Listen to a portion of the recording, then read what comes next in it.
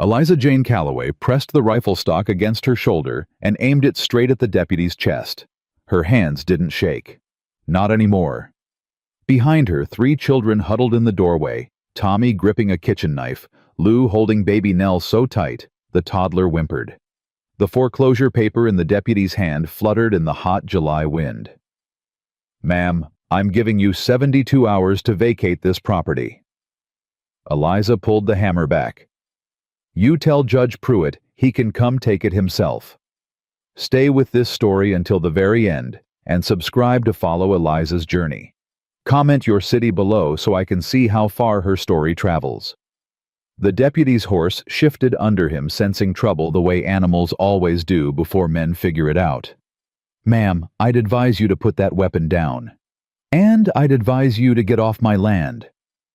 Eliza's voice came out flat and hard, like something forged in a fire she hadn't asked for. "This is my property. My name's on the deed." "Not according to Judge Pruitt." Deputy Virgil Holt held up the folded paper like it was a Bible, and he was preaching gospel.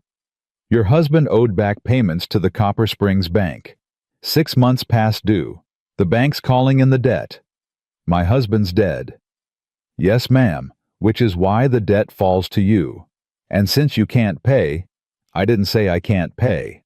Can you—" The silence that followed was answer enough. Eliza felt Tommy press closer behind her, his bony shoulder against her hip. 10 years old, and already trying to be a wall between his mother and the world. She hated that. Hated that her son had learned to stand like a soldier before he'd learned to play like a boy. 72 hours, ma'am." Holt tucked the paper under a rock on the porch rail. "After that, Judge Pruitt will send men to enforce the order. I'd recommend you don't be here when they come. And my children—" Something shifted in Holt's face. He was young, maybe 25, not old enough to have killed the softness entirely. "Judge has concerns about the welfare of minor children in an unstable household. He may petition for guardianship." The world tilted. Eliza felt it actually tilt, like the ground under her feet had turned to water. Guardianship. That word. That single word could split her family apart like an axe through kindling. "He can't do that." "He's the judge, ma'am. He can do most anything he pleases." "Mama." Lou's voice small and tight from the doorway. "Mama, Nell's crying." "Take her inside, Lou." "But—" "Inside, now." Lou retreated. Eliza kept the rifle steady until Holt turned his horse and rode back down the dirt road toward town.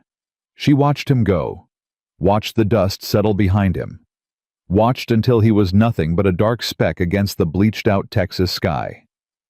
Then her legs gave out. She sat down hard on the porch step, the rifle across her knees, and pressed her palms flat against the splintered wood to stop them from shaking. Because they were shaking now that nobody could see. "Mama!" Tommy hadn't moved. He was still standing there with that kitchen knife in his fist, like he'd been ready to fight a grown man with a badge and a gun. "Are they going to take our house?" "No." "Are they going to take us, me and Lou and Nell?" Eliza looked at her son, at his thin face and his fierce eyes, and the bruise on his jaw that had faded to yellow, the last mark Franklin Calloway had ever left on his family before the river took him. "Nobody's taking you anywhere," she said. "Not while I'm breathing." Tommy nodded. He believed her. That was the worst part. He believed her completely, and she had no idea how to make it true. The heat was killing the garden. 3 days since the deputy's visit, and Eliza was on her knees in the dirt, trying to coax water from a well that was running lower every week. The bucket came up half full. She carried it to the tomato plants and poured, carefully rationing each drop like it was gold. It wasn't enough. Nothing was enough anymore. The chickens had stopped laying regular. The milk cow was giving less each day.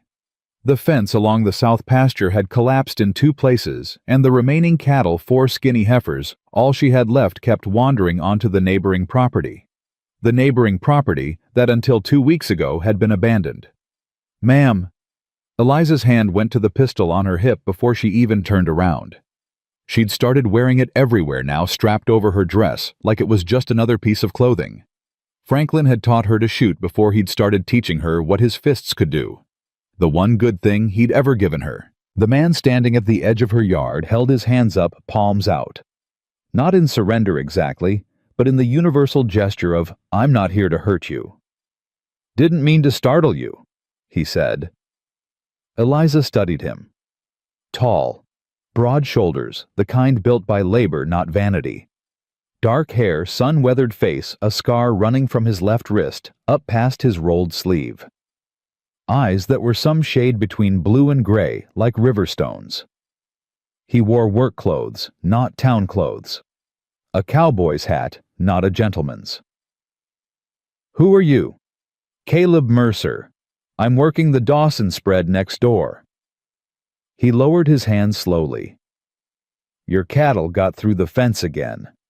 I brought 'em back." She looked past him and saw her 4 heifers standing in the road, looking stupid and content. Tommy was already moving toward them, clicking his tongue, the way Franklin used to. "I'll fix the fence," Eliza said. "Soon as I get the time." "I could do it." "I don't need your help." "Didn't say you did." He shifted his weight, and she noticed he favored his left leg just slightly. An old wound carried long. "Just figured it's easier to fix a fence with 2 people than 1. "And what do you want for it?" The question came out harder than she intended, but she didn't soften it. She'd learned the cost of accepting help from men who presented it like charity. Franklin had been charming once, generous even. He'd fixed things around her father's property, brought flowers, said kind words. And then the door closed, and the flowers stopped, and the fists started. Caleb looked at her for a long moment. Something in his expression shifted. Not offense, not pity. Something that looked uncomfortably like recognition. "Nothing," he said. "I just don't like watching fence posts rot when I got tools and time." "Everybody wants something, Mr. Mercer." "Maybe." He tipped his hat. Not a performance, just a habit. "But I ain't everybody. Your cattle's back. You have a good day, ma'am." He turned and walked away. Didn't push. Didn't linger. Didn't try to prove himself. Just walked. Eliza watched him go and felt something she couldn't name. Not trust. Not even close to trust. But the absence of the usual alarm. The dogs that lived in her chest, the ones that barked every time a man came near, they were quiet. Not gone. Just quiet. "Mama." Tommy had corralled the heifers into the yard. "Who was that new neighbor?" "He seems all right." "Don't," Eliza said sharply. "Don't decide that about anybody. Not yet. Not ever based on seeming." Tommy's face closed up. That old guarded look he wore like armor. "Yes, ma'am." She hated herself for putting it there. But better a cautious son than a trusting corpse. The fence broke again 2 days later. This time, one of the heifers got tangled in the wire and cut her leg bad enough to need tending. Eliza was trying to hold the animal still and clean the wound at the same time, which was like trying to hold water in a fist. "Need a hand." Caleb was at the fence line, arms resting on a post, looking like he'd been there a while. "I said I don't need help. And that heifer's about to kick your teeth in." His voice was calm, almost amused. "I can hold her while you work. Then I'll fix the fence so we don't do this dance again tomorrow." Eliza's jaw tightened. The heifer thrashed, nearly catching her in the ribs. Baby Nell was crying in the house. Lou was trying to quiet her. Tommy was somewhere in the barn, pretending he wasn't listening. "Fine," Eliza said through her teeth. "Hold her." Caleb climbed the fence and took the heifer's head with hands that knew exactly what they were doing. Firm, but not rough. The animal settled almost immediately, her wild eyes calming under his grip. "You're good with animals," Eliza said, not meaning it as a compliment. Just a fact. "Animals make sense." He kept his eyes on the heifer, giving Eliza space to work. "They don't lie about what they're feeling. Don't pretend to be something they're not." Unlike people. Unlike most people I've met. She cleaned the wound and wrapped it. The whole time, Caleb held the animal still without straining, talking low nonsense to her in a voice that was almost a hum. When Eliza finished, he released the heifer gently and stepped back. "Thank you," Eliza said. The words tasted strange. "You're welcome." He moved to the broken fence and started pulling tools from his belt. "This whole south line needs replacing. Posts are rotted through." "I know that. I've got spare posts at the Dawson place. Cedar. They'll last 20 years. "I can't pay for cedar posts." "Didn't ask you to." Eliza straightened up, wiping her bloody hands on her apron. "Mr. Mercer, I'm going to say this once. I don't take charity. I don't owe favors. And I don't trust men who give things for free because, in my experience, nothing from a man comes free." Caleb stopped working.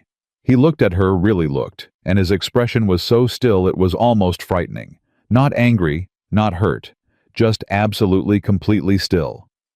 "Your husband," he said quietly. "He was a bad man." It wasn't a question. "How do you know that?" "Because I've seen that look before. On soldiers' wives. On women who've learned that a closed fist can come from the same hand that once held flowers." He picked up a fence post and set it in the hole he'd dug. "I'm not your husband, ma'am. I'm not any man you've known before. I'm just a neighbor with spare fence posts and nothing better to do on a Tuesday." "That's a nice speech." "It's not a speech. It's the truth." He started tamping dirt around the post. "You don't have to believe me. Just let me fix the fence. Your cattle keep getting out, and I keep having to bring them back, and frankly my own chores are suffering." Despite everything, Eliza almost smiled. Almost. "Fine. Fix the fence." "Thank you." "Don't thank me. I'm doing you a favor letting you stop chasing my cows." That one got him. A small crack in his composure, a breath that might have been a laugh if he'd let it out all the way. "Yes, ma'am." He came back the next day to finish the fence, and the day after that. Eliza watched him from the porch, pretending to shell peas while he worked his way down the property line. He didn't come to the house. Didn't try to make conversation unless she started it. Didn't look at her like she owed him anything. Tommy watched him too. "He's strong," Tommy said on the third day, standing at the window. "Lots of men are strong." "He doesn't yell." Eliza's hands stilled on the peas. "What?" "Pa used to yell when he worked. Cursed and yelled and threw things when they didn't go right." Tommy's voice was flat, observational, like he was describing weather. "That man out there just dropped a post on his foot and didn't make a sound." "Tommy." "I'm just saying, Mama, he's different." "Different doesn't mean safe." "I know." Tommy turned from the window. His eyes were too old for 10. "But it doesn't mean dangerous either. Right?" Eliza didn't answer. She didn't have one that was honest and comforting at the same time. On the fourth day, Caleb finished the fence and found Eliza waiting with a glass of water. Not lemonade, not coffee, just water. The bare minimum of hospitality. "Fence is done," he said, taking the glass. "I see that." He drank and handed the glass back. Their fingers didn't touch. He'd been careful about that, she noticed. Careful about distance, about space, about not standing too close, or too tall, or too suddenly. "I've got a question," Eliza said. "All right." "The Dawson place has been empty for 2 years. Nobody wanted to work it. Too remote, too run down. Why'd you take the job?" Caleb looked out at the land, at the dry hills and the struggling grass and the sun beating down like it had a personal grudge. "I needed somewhere quiet." Quiet. "I was in the war." He said it simply the way you say something you've said 100 times. "Union side. 4 years. Came back and nothing fit right anymore. Towns were too loud. People were too close. I needed space to figure out who I was when nobody was shooting at me." "Did you figure it out?" "Still working on it." He set the glass on the porch rail. "Some days I know, some days I don't. But it's better than it was." How long since the war? 9 years. 9 years and you're still figuring? Some things take time, ma'am. His eyes met hers. I expect you know something about that. The silence between them was different this time. Not hostile, not guarded, just honest. Two people who'd been broken by different hammers recognizing the cracks in each other. Eliza, she said. Ma'am? My name's Eliza. You fixed my fence. You can stop calling me ma'am. All right, Eliza. He said her name carefully like he was testing whether she'd take it back. I'll see you around. The south pasture gate's hanging crooked, she said before she could stop herself. If you've got nothing better to do tomorrow. He looked at her, almost smiled. I reckon I could take a look. I'll pay you. In water. It's all I've got. Then water's enough. He tipped his hat and walked away. Eliza watched him cross the fence line, her fence the one he'd rebuilt, and head toward the Dawson cabin. She stood there longer than she should have, the empty glass in her hand, the July heat pressing down like a weight. Mama! Lou appeared in the doorway, baby Nell on her hip. Who's that man? Mr. Mercer. He's our neighbor. Is he nice? I don't know yet. Nell likes him. Lou adjusted her sister. She didn't cry when he was here. She always cries when men come around. Remember how she screamed when Deputy Holt came? Eliza remembered. Nell screamed whenever she heard a man's voice raised above conversational. A 2-year-old who'd learned fear before she'd learned to say her own name. Just because Nell didn't cry doesn't mean anything. It means something, Mama. Lou's voice was matter-of-fact, 7 going on 70. Babies know things. Eliza looked at her middle child, this girl, who asked questions nobody wanted to answer, and made observations nobody wanted to hear. Go feed the chickens, Lou. Yes, ma'am, but I'm right. That night, after the children were asleep, Tommy on his pallet by the door, where he'd stationed himself since Franklin died. Lou and Nell in the bed they shared, Eliza sat at the kitchen table with the foreclosure notice spread in front of her. 72 hours was already down to 48. She had $11 saved. The bank wanted $60 for the back payments plus penalties. $60 might as well have been $6,000. She could sell the heifers, but skinny cattle in a drought wouldn't fetch more than $20. She could sell the furniture, the plow, the good saddle Franklin had bought with money he should have spent on food. Maybe that would cover half. And if she couldn't pay Judge, Pruitt would take the land, take the house, and then he'd come for the children.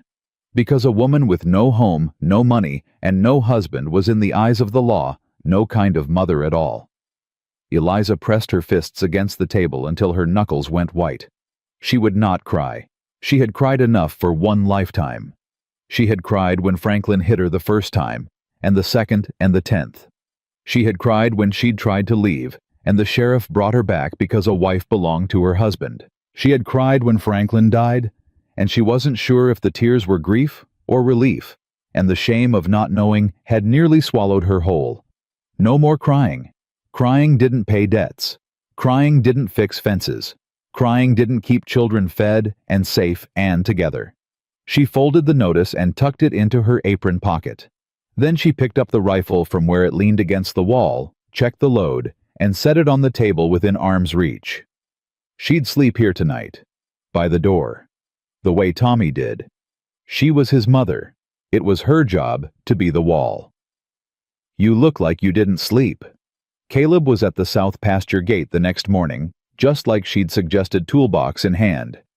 He said it without judgment, just observation. I slept fine. All right. He didn't press. He knelt by the gate hinge and started working, and Eliza stood nearby with her arms crossed watching. Can I ask you something? She said after a while. You can ask me anything. The war. When you came back and things didn't fit, what was the worst part? He was quiet for long enough that she thought he might not answer. Then he said, People expected me to be the same person who left, but that person was dead. He died somewhere in Virginia, and I didn't know who'd come back in his place. I know that feeling. He looked up at her. Yeah. Franklin, my husband, he didn't kill me. But he killed the woman I was before. And now that he's gone, I don't know who's left. Caleb set down his wrench. He sat back on his heels and looked at her with those river stone eyes, and there was no pity in them. No savior complex. Just one survivor recognizing another. Maybe that's okay, he said. What do you mean? Maybe you don't have to know yet. Maybe you just have to keep going until the new person shows up. He picked up the wrench again. Took me 3 years before I recognized myself in a mirror. But when I did, I liked who I saw better than who I'd been before. You think that happens? You think people actually come out better? I think people come out different. Better's a choice you make after. Eliza turned that over in her mind. A choice. Everything Caleb said came back to choices. Like that was the most important word in his vocabulary. Mr. Mercer. Caleb. She paused. Caleb, I'm in trouble. He stopped working, gave her his full attention. What kind? The kind with a judge and a bank and 72 hours. She hated how her voice sounded. Small, desperate, like the woman Franklin had made her. I owe $60 on this property. I don't have it. If I can't pay, they take the land, and then they take my children. The last 3 words came out broken. She hadn't said them aloud before. Saying them made them real. Who's they? Judge Harlan Pruitt. He owns the bank and runs the court. He wants this land because the creek runs through it, controls the water for half the valley. And the children. He'll petition for guardianship. Say I'm unfit, a woman alone with no means of support. Eliza's jaw tightened. Doesn't matter that I've kept them alive through 3 years of hell. Doesn't matter that I'm the one who fed them when their father drank the grocery money. All that matters is I don't have a husband and I don't have $60. Caleb was quiet, not the uncomfortable silence of a man who wished he hadn't asked, the focused silence of a man who was thinking. When's the deadline? He asked. Day after tomorrow. And the Judge Pruitt, he's the one who decides the guardianship too. He decides everything in Copper Springs. He's the judge, the banker, and the biggest landowner in the county. He's got Deputy Holt in his pocket and half the town besides. What about the other half? Eliza blinked. What? You said half the town. What about the other half? She hadn't thought about it that way. She'd been so focused on the enemies, she hadn't counted the people who weren't. Mrs. Ruth Ann Bowen at the boarding house, who brought her bread last week and wouldn't take payment. Doc Slade, who'd looked at baby Nell's cough and refused to charge. The Hendricks family, who'd left a basket of eggs on her porch without a note. I don't know, she admitted. I haven't asked for help. Why not? Because help has a price. I've learned that the hard way. From your husband. From every man I've ever known. Caleb stood up. He was tall enough that she had to look up at him, and she hated the physical reminder of how easily a big man could become a dangerous one. But he didn't step closer. He kept that careful distance he always kept. I've got $30 saved, he said, from my wages. It's yours if you want it. Eliza stared at him. No. Eliza. No. I don't take money from men. I don't owe men. Not anymore. Not ever again. It's not charity. Call it a loan. Pay me back when you can. And when I can't, what then? What do you take instead? The words came out vicious ugly, loaded with years of learning exactly what men took from women who couldn't pay. She watched him flinch, actually flinch, and felt a sharp stab of something that might have been guilt. I'm sorry, she said immediately. That wasn't fair. It was honest. His voice was rough. And I understand why you said it. But I need you to hear me, Eliza. I'm offering because your children need a roof. That's the only reason. If you don't want the money, I'll respect that. But don't lose your home because of what some other man did to you. The silence stretched between them, heavy with July heat and old wounds, and the kind of truth that hurts because it's true. "I'll think about it," Eliza said finally. "That's all I'm asking." He picked up his tools and went back to the gate. Eliza stood there, arms still crossed, heart hammering against her ribs. $30. Half of what she needed. If she sold the good saddle and the plow, she might scrape together the rest. It was possible, barely desperately possible. But it meant trusting a man she'd known for a week, and the last man she'd trusted had given her 3 children a scar on her chin and a terror of closed doors that she'd carry to her grave. "Caleb." He looked up. "If I take the money, and I said if I pay you back, every cent, with interest." "All right. And you don't come inside my house. You don't touch my children. You don't ask me for anything that isn't about fence posts and cattle. Are we clear?" "Crystal clear. And if you ever raise your hand to me or mine, you'll shoot me." He said it without hesitation. "And I'll deserve it." Eliza studied his face the way she'd learned to study men's faces, looking for the lie, the crack, the place where the mask met the monster underneath. She didn't find one. That terrified her more than finding one would have. "I'll take the money," she said. "As a loan." "As a loan." He nodded once. "I'll bring it by tonight." He went back to fixing the gate, and Eliza went back to the house, and neither of them said another word. But something had shifted between them, subtle as a fence post, settling into new earth. Not trust. Not yet. Something smaller than that. A door. Cracked open just wide enough to let in light. That night, after the children were down, Eliza counted her money on the kitchen table. Caleb's $30, the 11 she'd saved. $8 from selling the saddle to the blacksmith that afternoon. The plow she'd trade to the Hendricks family tomorrow, they'd offered 12. $61. One more than she needed. Eliza pressed her forehead against the table and breathed. Just breathed. In and out, and in again, like a woman surfacing after being held underwater for a very long time. She wasn't safe. She knew that. Pruitt wouldn't stop at the foreclosure. A man like that didn't want just her land, he wanted her defeat. Her submission. Her proof that a woman alone couldn't stand. But she could pay the debt. She could buy time. And time was all she needed to figure out the rest. She folded the money into an envelope, tucked it into her dress, and picked up the rifle. Tomorrow, she'd walk into Pruitt's bank, pay what she owed, and look him in the eye while she did it. Let him see that she wasn't broken. Let him see that she wasn't leaving. Let him see that Eliza Jane Calloway was still standing. And God help anyone who tried to knock her down again. Eliza walked into the Copper Springs Bank at 9 o'clock on a Thursday morning with $61 in her dress pocket and murder in her eyes. The bank was quiet. 2 clerks behind the counter, an old man dozing in the corner chair, and at the back desk, Judge Harlan Pruitt himself reading papers through wire-rimmed spectacles like he was just a regular businessman and not the man trying to steal her children. "I'm here to pay," Eliza said loud enough that both clerks looked up. Pruitt removed his spectacles slowly. "Mrs. Calloway, what a pleasant surprise." "Ain't nothing pleasant about it." She pulled the envelope from her pocket and set it on the counter. $60, back payments on the Calloway property, plus $1 toward next month. Count it. The clerk reached for the envelope. Pruitt raised a hand, stopping him. "I'll handle this personally."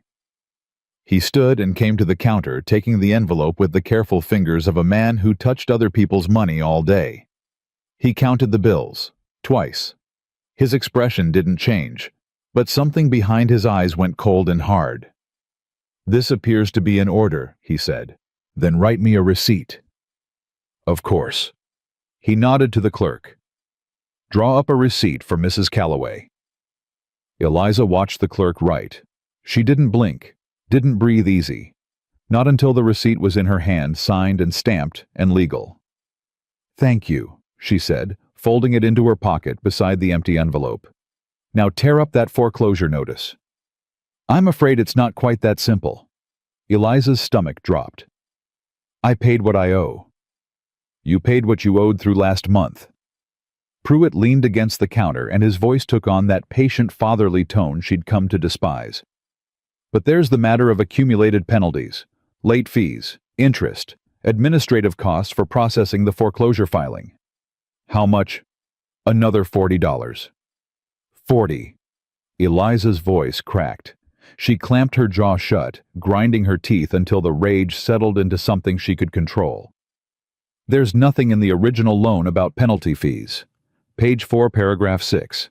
Your husband signed the amended terms last January. My husband was a drunk who couldn't read his own name. Be that as it may, his signature is legally binding. Pruitt's smile was thin and sharp. You have 30 days to pay the additional amount. After that, the foreclosure stands. You're making this up. I beg your pardon? You're inventing fees because I called your bluff. Eliza stepped closer to the counter. You didn't expect me to come up with $60. Now you're scrambling to find another way to take my land. The temperature in the room changed. Pruitt's polite mask slipped just for a second, and underneath was something reptilian and absolutely certain of its own power. Careful, Mrs. Calloway. His voice dropped low. Accusations like that could have consequences. Is that a threat? It's advice. From a concerned member of the community. He straightened, smoothing his vest. A woman in your position alone, financially vulnerable with 3 young children to care for, would do well to cultivate allies, not enemies. I don't need allies. I need you to stop stealing from me. Nobody's stealing anything. The law is the law. He folded his hands. And speaking of the law, my petition regarding the welfare of your children will be heard next month. I'd recommend you secure legal representation. With what money? That Mrs. Calloway is not my problem. Eliza stood there, her paid receipt in one pocket and $40 of invented debt in the other, and felt the walls closing in. He was going to win, not because he was right, but because he had the money and the badge and the gavel, and she had nothing but stubbornness and a paid-up receipt that apparently wasn't enough. I'll pay your $40, she said, and then I'll be done with you. I certainly hope so. Pruitt returned to his desk. 30 days, Mrs. Calloway. Clock's ticking. She walked out of the bank and made it halfway down the street before her legs started shaking. She sat on a water trough and pressed her fists against her thighs and breathed through the fury until she could think straight. $40. Where in God's name was she going to find $40? Mrs. Calloway. She looked up.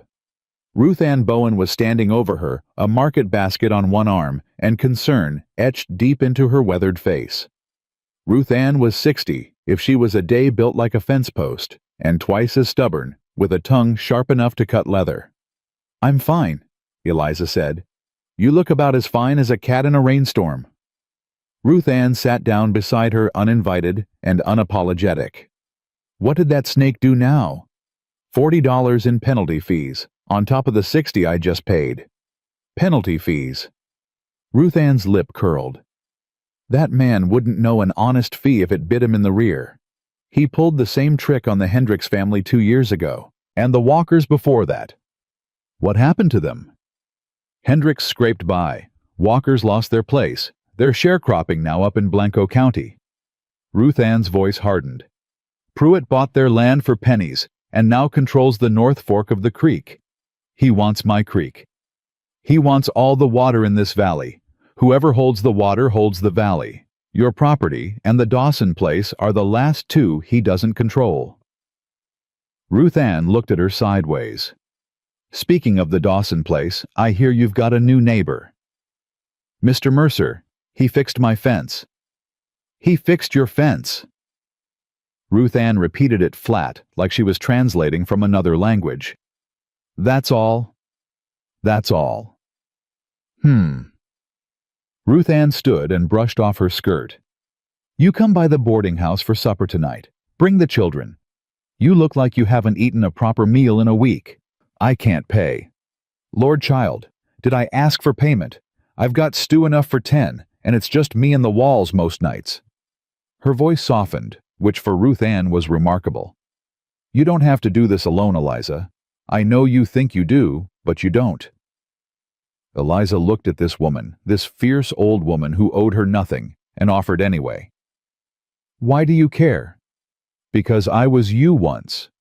40 years ago, different town, same story. And somebody helped me when I didn't deserve it, and didn't want it." Ruth Ann's eyes were bright. "I'm still paying that debt. So you'll come to supper and let me feed your children, and that's the end of it." "Yes, ma'am." "Good. 6 o'clock. Don't be late. I hate reheating stew." She marched off down the street, and Eliza watched her go and felt something crack in her chest. Not pain. Something closer to relief. The terrifying, uncontrollable relief of being seen by someone who understood. The walk home took 40 minutes. Eliza used every one of them to think. $40 in 30 days. She could sell the remaining cattle, but then she'd have no livestock at all. No milk for Nell. No breeding stock for the future. It would save the land, but kill the farm. She could look for work, but who would hire a woman with 3 children and no one to watch them? She could take in washing like Joe's mother in the story Caleb had told No. Caleb hadn't told her stories. She was mixing things up. The heat was getting to her. Tommy was waiting on the porch when she got back. He read her face the way he always did, quick and careful checking for damage. "Did you pay?" "I paid." "Then why do you look like that?" "Like what?" "Like somebody hit you." Eliza flinched. Tommy saw it and his face changed, went from worried to furious in the space of a breath. "Who?" he demanded. "Who hurt you?" "Nobody hit me, Tommy. It's just money trouble." "How much?" "That's not your concern." "It is my concern. I'm the man of this house." "You're 10 years old. And you're one person trying to do the work of 3. He was shaking now, his fists clenched at his sides, and Eliza saw Franklin in him for the first time, not the violence, but the stubbornness, the refusal to bend. "Let me help, Mama. I can work. The Hendricks need hands for haying season. I can—" "You're 10. Boys younger than me work." "Not my boy." Eliza knelt in front of him, took his fists in her hands, uncurled them finger by finger. "Your job is to be a child, Tommy. That's all. That's enough." "It's not enough." His voice broke. "Pa's gone, and there's no money, and that judge is coming for us, and I can't just sit here and watch you carry it all by yourself." Eliza pulled her son against her chest and held him. He fought it for a second, 10 years old, and already too proud for comfort, then collapsed against her, his thin shoulders heaving. "We're going to be okay," she said into his hair. "You don't know that." "I know I won't let anything happen to you. Any of you." "That's not the same thing." He was right. It wasn't. But it was all she had. They went to Ruth Ann's for supper. All 4 of them walking into town in the golden evening light, Eliza carrying Nell on one hip, while Tommy and Lou walked ahead, kicking rocks and arguing about whether lizards could swim. Ruth Ann's boarding house smelled like heaven. Stew and cornbread and something sweet baking. Lou's eyes went wide, and even Tommy's hard expression softened. Sit down. Ruth Ann herded them to the big table in the kitchen. "Tommy, you're tall enough to reach the bowls. Set the table for me." Tommy looked at Eliza. She nodded. He moved to the cupboard with the careful efficiency of a boy who'd been helping in the kitchen since he could walk. "He's a good one," Ruth Ann said quietly to Eliza, while the children were occupied. "Takes after his mama." "He's too serious for 10. "Oh. He's as serious as he needs to be. Don't take that from him." Ruth Ann ladled stew into bowls. "Now, tell me about these penalty fees." Eliza told her. All of it. The amended terms Franklin had supposedly signed, the $40 demand, the 30-day deadline, the guardianship petition hanging over everything like an executioner's blade. Ruth Ann listened without interrupting, her face getting harder with every sentence. "Son of a bitch," Ruth Ann said when she was done. "Ruth Ann, the children. They've heard worse from their father. God rest his miserable soul. Ruth Ann wiped her hands on her apron. Listen to me. Pruitt tried this same game with Clara Hernandez last year. Invented fees threatened her children, pressured her to sell. Clara didn't have anyone in her corner, and she gave in. Lost everything. What happened to her? She's working in a laundry in San Antonio. Her children are with Pruitt's sister. Ruth Ann's voice was iron. He farms them out to families who owe him favors, calls it charity. It's trafficking, plain and simple. Eliza's blood went cold. He won't get my children. No, he won't, because you're not going to face him alone. Ruth Ann leaned forward. Doc Slade owes me 3 months' rent. He'll testify to the condition of your children, healthy, well-fed, well-cared for. That matters in a guardianship hearing. Pruitt's the judge. He'll overrule. Pruitt's the county judge. But a guardianship petition this serious could be escalated to the district court in Austin. All we need is grounds to appeal. I don't know the law. I do. Enough of it anyway. Ruth Ann's smile was sharp as a blade. My late husband was a lawyer. I spent 30 years listening to him talk cases over dinner. Some of it stuck. For the first time in days, Eliza felt something other than panic. Why are you doing this? Because I'm old and mean, and I've been waiting for someone to fight Harlan Pruitt for 20 years. Ruth Ann poured 2 cups of coffee. You're the first woman in this town stubborn enough to stand up to him. I intend to make sure you stay standing. Eliza wrapped her hands around the coffee cup and felt warmth spread through her fingers, up her arms into her chest. It wasn't hope exactly. It was something more practical than that. It was the feeling of having an ally. Thank you, she said. Don't thank me yet. Thank me when we win. They walked home in the dark, Nell asleep on Eliza's shoulder, Lou holding Tommy's hand. The stars were out thick and bright, the way they only get in deep country far from any town's light. Mama, Lou said. Mrs. Bowen's nice. She is. She said bad words, though. Yes, she did. Are we allowed to say bad words? No. That doesn't seem fair. Welcome to being a child. Tommy snorted. It was almost a laugh. Eliza stored it away like a gold coin in a jar. They were a quarter mile from home when Eliza heard it. Hoofbeats coming up fast from behind. Her hand went to the pistol immediately, and she pushed the children behind her, just like she'd done with Deputy Holt, her body between them and whatever was coming. The rider came around the bend at a gallop and pulled up hard when he saw them on the road. In the moonlight, Eliza could make out a broad frame, a familiar hat. Eliza. Caleb swung down from his horse, his voice tight. What are you doing walking in the dark? Going home. What are you doing riding like the devil's chasing you? I saw riders on the road headed toward your place. 3 of them. He was breathing hard, not from exertion, but from something else. Urgency. I rode out to check, and they veered off when they saw me coming, but I wanted to make sure you weren't home alone. Eliza's grip on the pistol tightened. What riders? Couldn't tell. Too dark. But they came from the direction of town. Pruitt's men. You know that for sure. I know Pruitt. He doesn't wait 30 days when he can scare you into giving up in 3.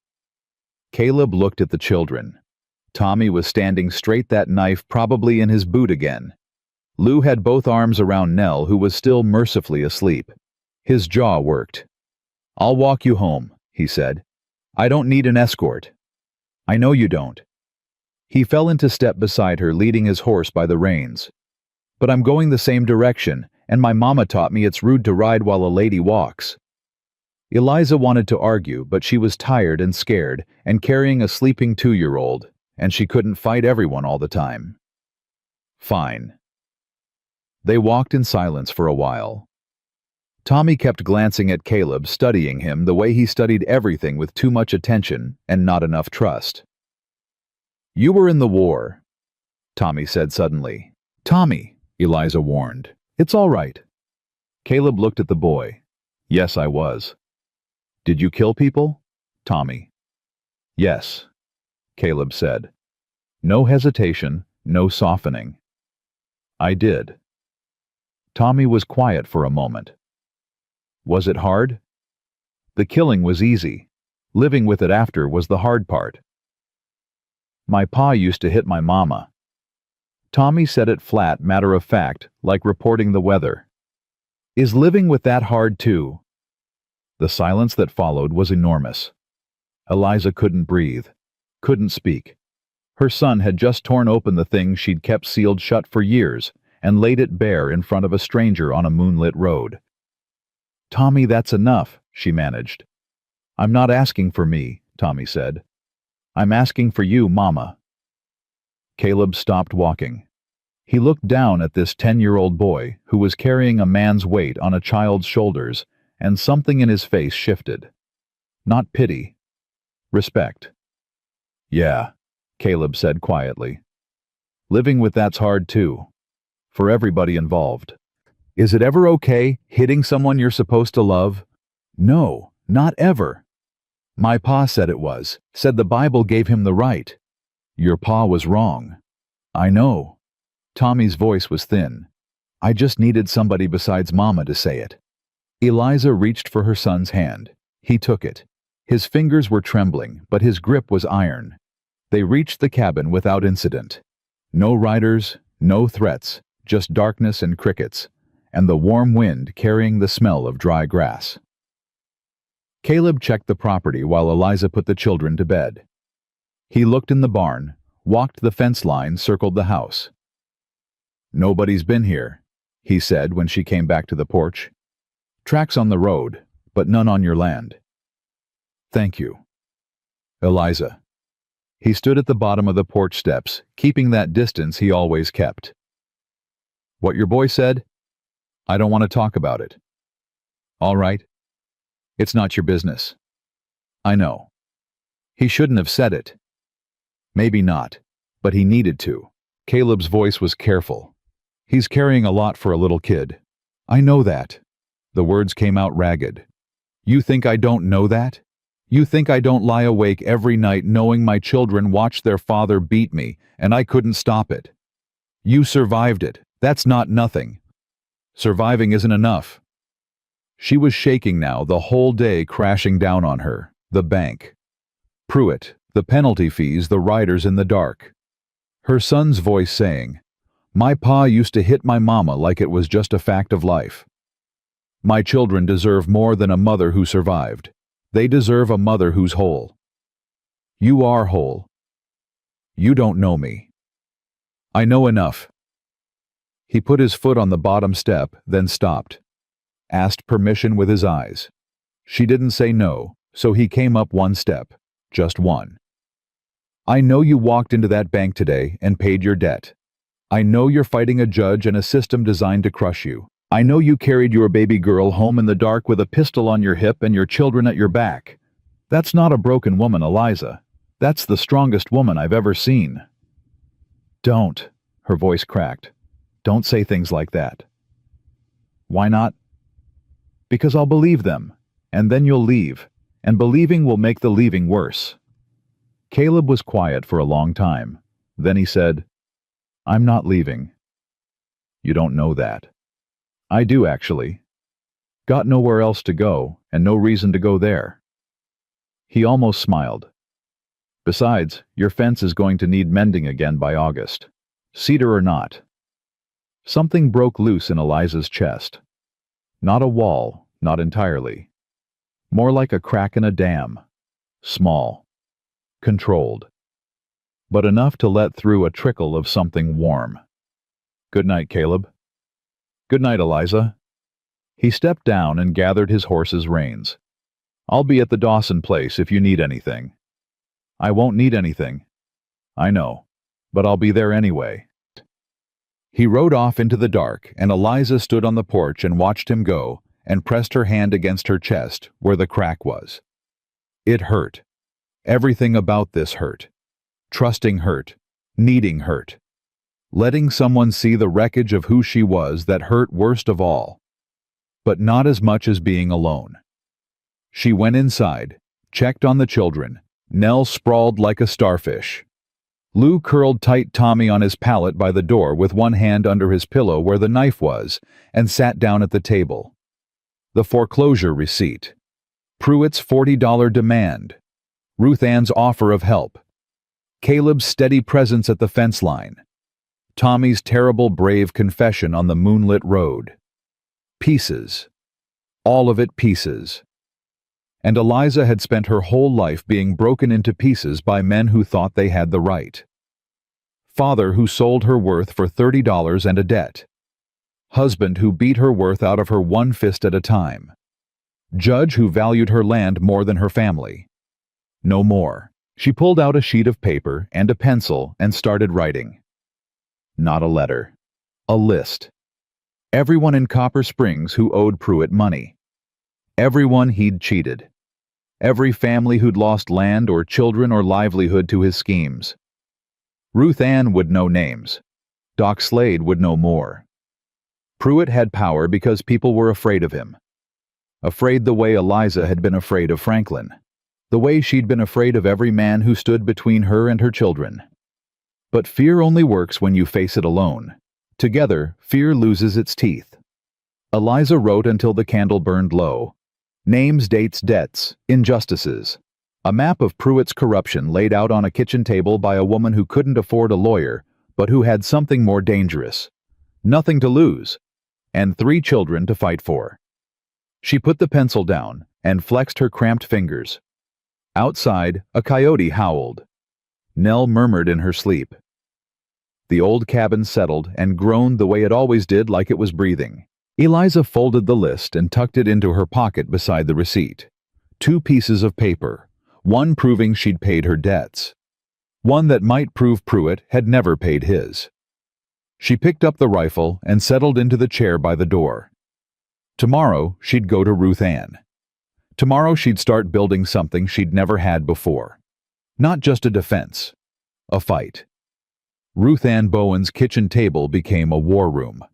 Eliza spread her list out between the coffee cups and the bread basket, and Ruth Ann leaned over it with her spectacles pushed to the tip of her nose, running one bony finger down the names. Hendricks? Walker? Hernandez? Doyle? Ruth Ann tapped the paper. You got 8 families here. Every one of them lost land or money to Pruitt in the last 5 years. Will they talk? Some will, some won't. Fear's a powerful thing. Ruth Ann straightened up. Martha Hendricks will talk. She's been waiting for somebody to ask. The Doyles, too. Pruitt foreclosed on their store last winter. But the Walkers are gone, and Clara Hernandez is too far away and too beat down to come back. What about Doc Slade? Ruth Ann's expression shifted. Henry Slade is a complicated man. He saw what Franklin did to me. He stitched me up twice. He knows what happens in this town, and he's never said a word. Because he's a coward. Ruth Ann's voice was blunt as a hammer. But he's a coward with a conscience, and that eats at a man. I'll talk to him. Talk to him fast. The guardianship hearing is in 3 weeks. I know the timeline child. I also know Harlan Pruitt, and he's not going to sit quiet while we build a case against him. Ruth Ann looked at her over the spectacles. You need to be ready for what he does next. I'm ready. No, you're not, but you will be. Eliza went home and found Caleb at the south fence again, not repairing this time, just standing there looking toward the creek that ran along the boundary between her property and the open range to the east. The creek that fed her well, watered her cattle, kept her garden alive. Something wrong? Eliza asked. Water's lower than it should be. Caleb knelt and picked up a handful of dry creek bed. This time of year, even in a drought, there should be flow. I followed it upstream about a mile. Somebody's built a diversion. What? A dam. Rough-made rocks and timber, but effective. They've redirected the creek west toward Pruitt's land. Eliza felt the blood drain from her face. He can't do that. That creek's been on this property since before my husband's family settled here. Water rights in this territory are complicated. Whoever controls the headwater controls the flow. Caleb stood and brushed off his hands. If Pruitt dammed it upstream of your property line, he might argue it's his right. It's not his right, it's theft. I agree, but proving it requires a survey, and a survey requires a judge's order. And the judge is Pruitt. Yeah. Eliza stared at the dry creek bed. No water meant no well. No well meant no garden, no cattle, no survival. In July, heat without water, her livestock would be dead in a week. Her children would be drinking dust in 2. He's not trying to take my land anymore, she said slowly. He's trying to kill it. That's what it looks like. If my cattle die and my crops fail, he doesn't need the foreclosure. I'll have nothing. No assets, no means of support.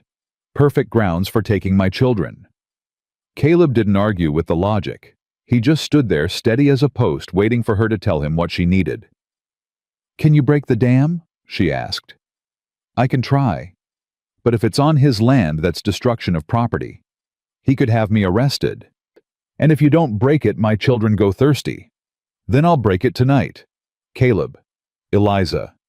His voice was quiet but firm. Your 2-year-old needs water. That's not a legal argument. That's a fact. I'll deal with the consequences. She wanted to argue, wanted to tell him this wasn't his fight, wasn't his family, wasn't his problem. But the well was already running low, and Nell had been fussy all day, her lips dry, her diaper unchanged because there wasn't enough water to wash the spare. I'm coming with you, Eliza said. No. It's my water, my land, my fight. And your 3 children need their mother free and not in jail. He held up a hand before she could protest. I'm a hired ranch hand with no family and no property. Worst they do to me is 30 days in the county lockup. What happens to Tommy, Lou, and Nell if they lock you up? She hated him for being right, hated herself more for needing him to be. Go, she said, and be careful. Always am. He left at midnight. Eliza sat on the porch with the rifle and counted the minutes. She'd sent the children to bed early, but Tommy wasn't sleeping. She could hear him moving behind the door, restless alert. Go to sleep, Tommy. Can't. Try. Where'd Mr. Mercer go? That's grown folks' business. Mama, I'm not stupid. The creek's dry. He went to fix it. Eliza closed her eyes. Yes. Why didn't you go? Because somebody needs to stay here with you 3. I can watch Lou and Nell. I always do. Tommy. Sleep. He went quiet, but she knew he wasn't sleeping. He'd be lying on his palette knife under the pillow ears, straining for every sound. Her son, her sentry. The boy who'd learned to stand guard before he'd learned long division. 2 hours passed, then 3. Eliza's hands ached from gripping the rifle. The heat hadn't broken even with the sun down, and sweat ran between her shoulder blades in slow rivulets.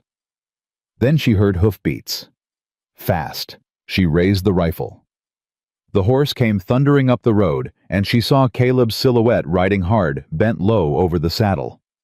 He pulled up sharp in front of the cabin and half fell from the horse. Caleb! He straightened up.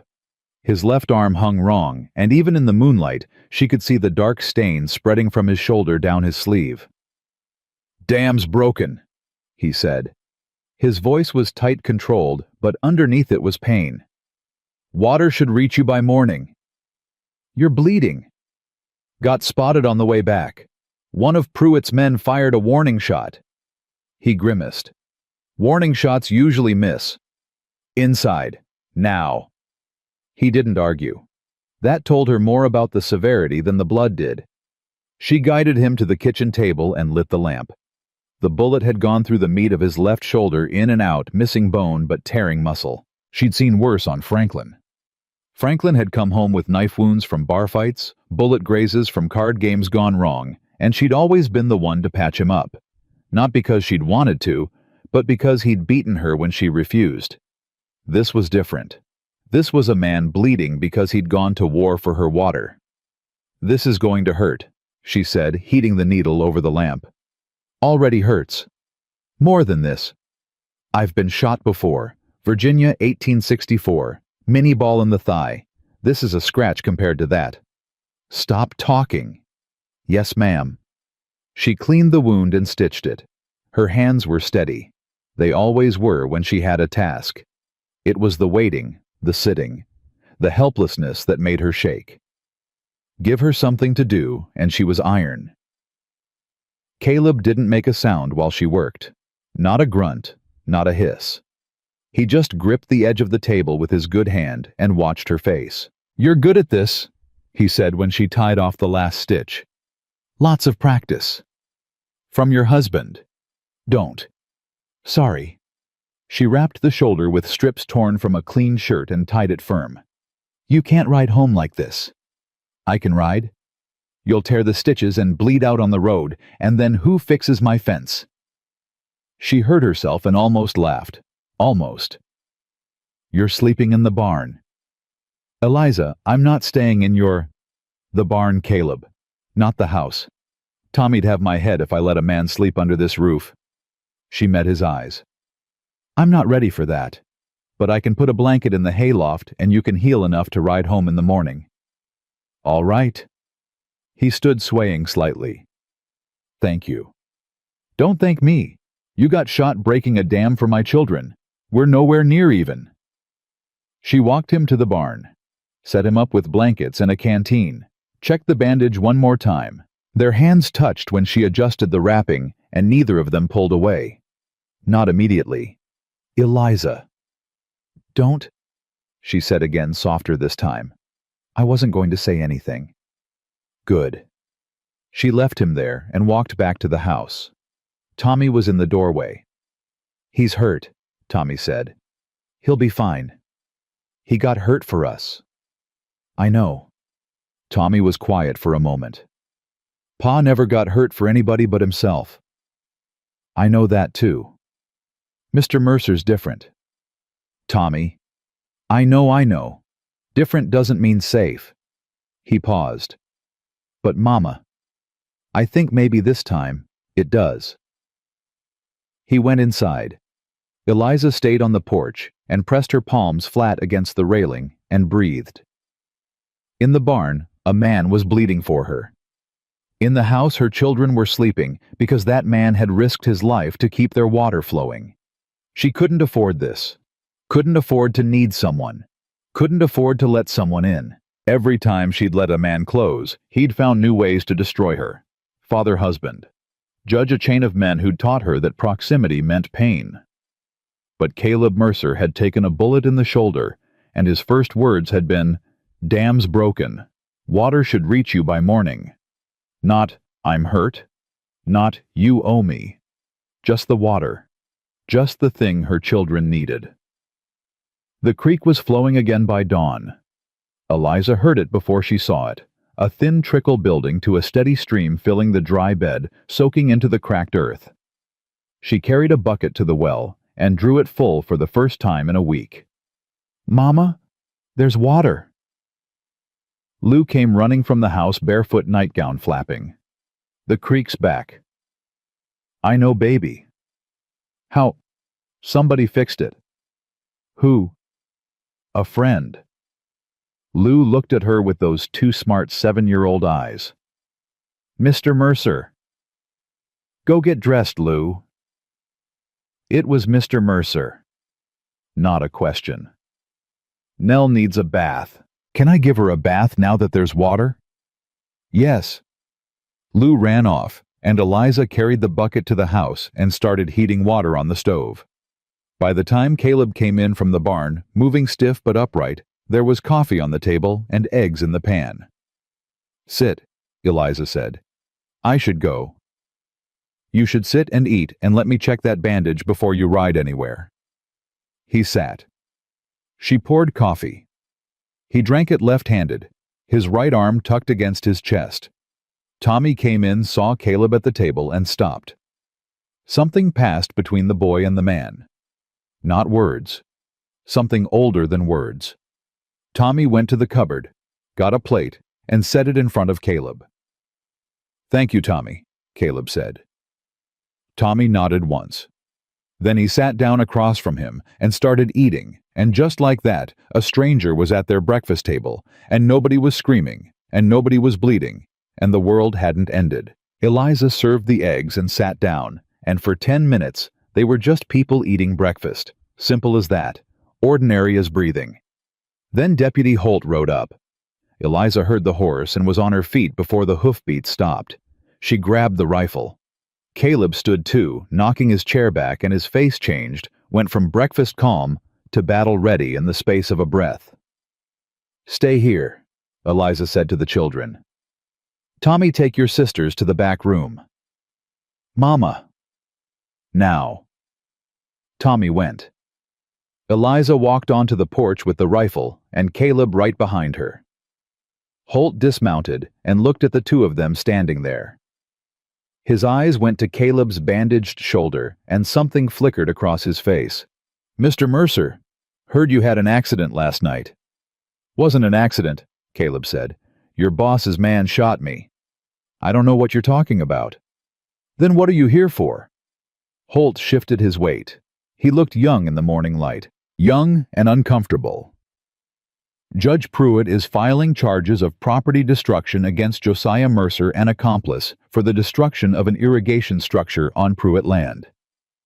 "Irrigation structure," Eliza said. "You mean the dam he built to steal my water?" "Ma'am, the structure was on Pruitt's property. Legally. Legally, that creek has flowed through my land for 30 years.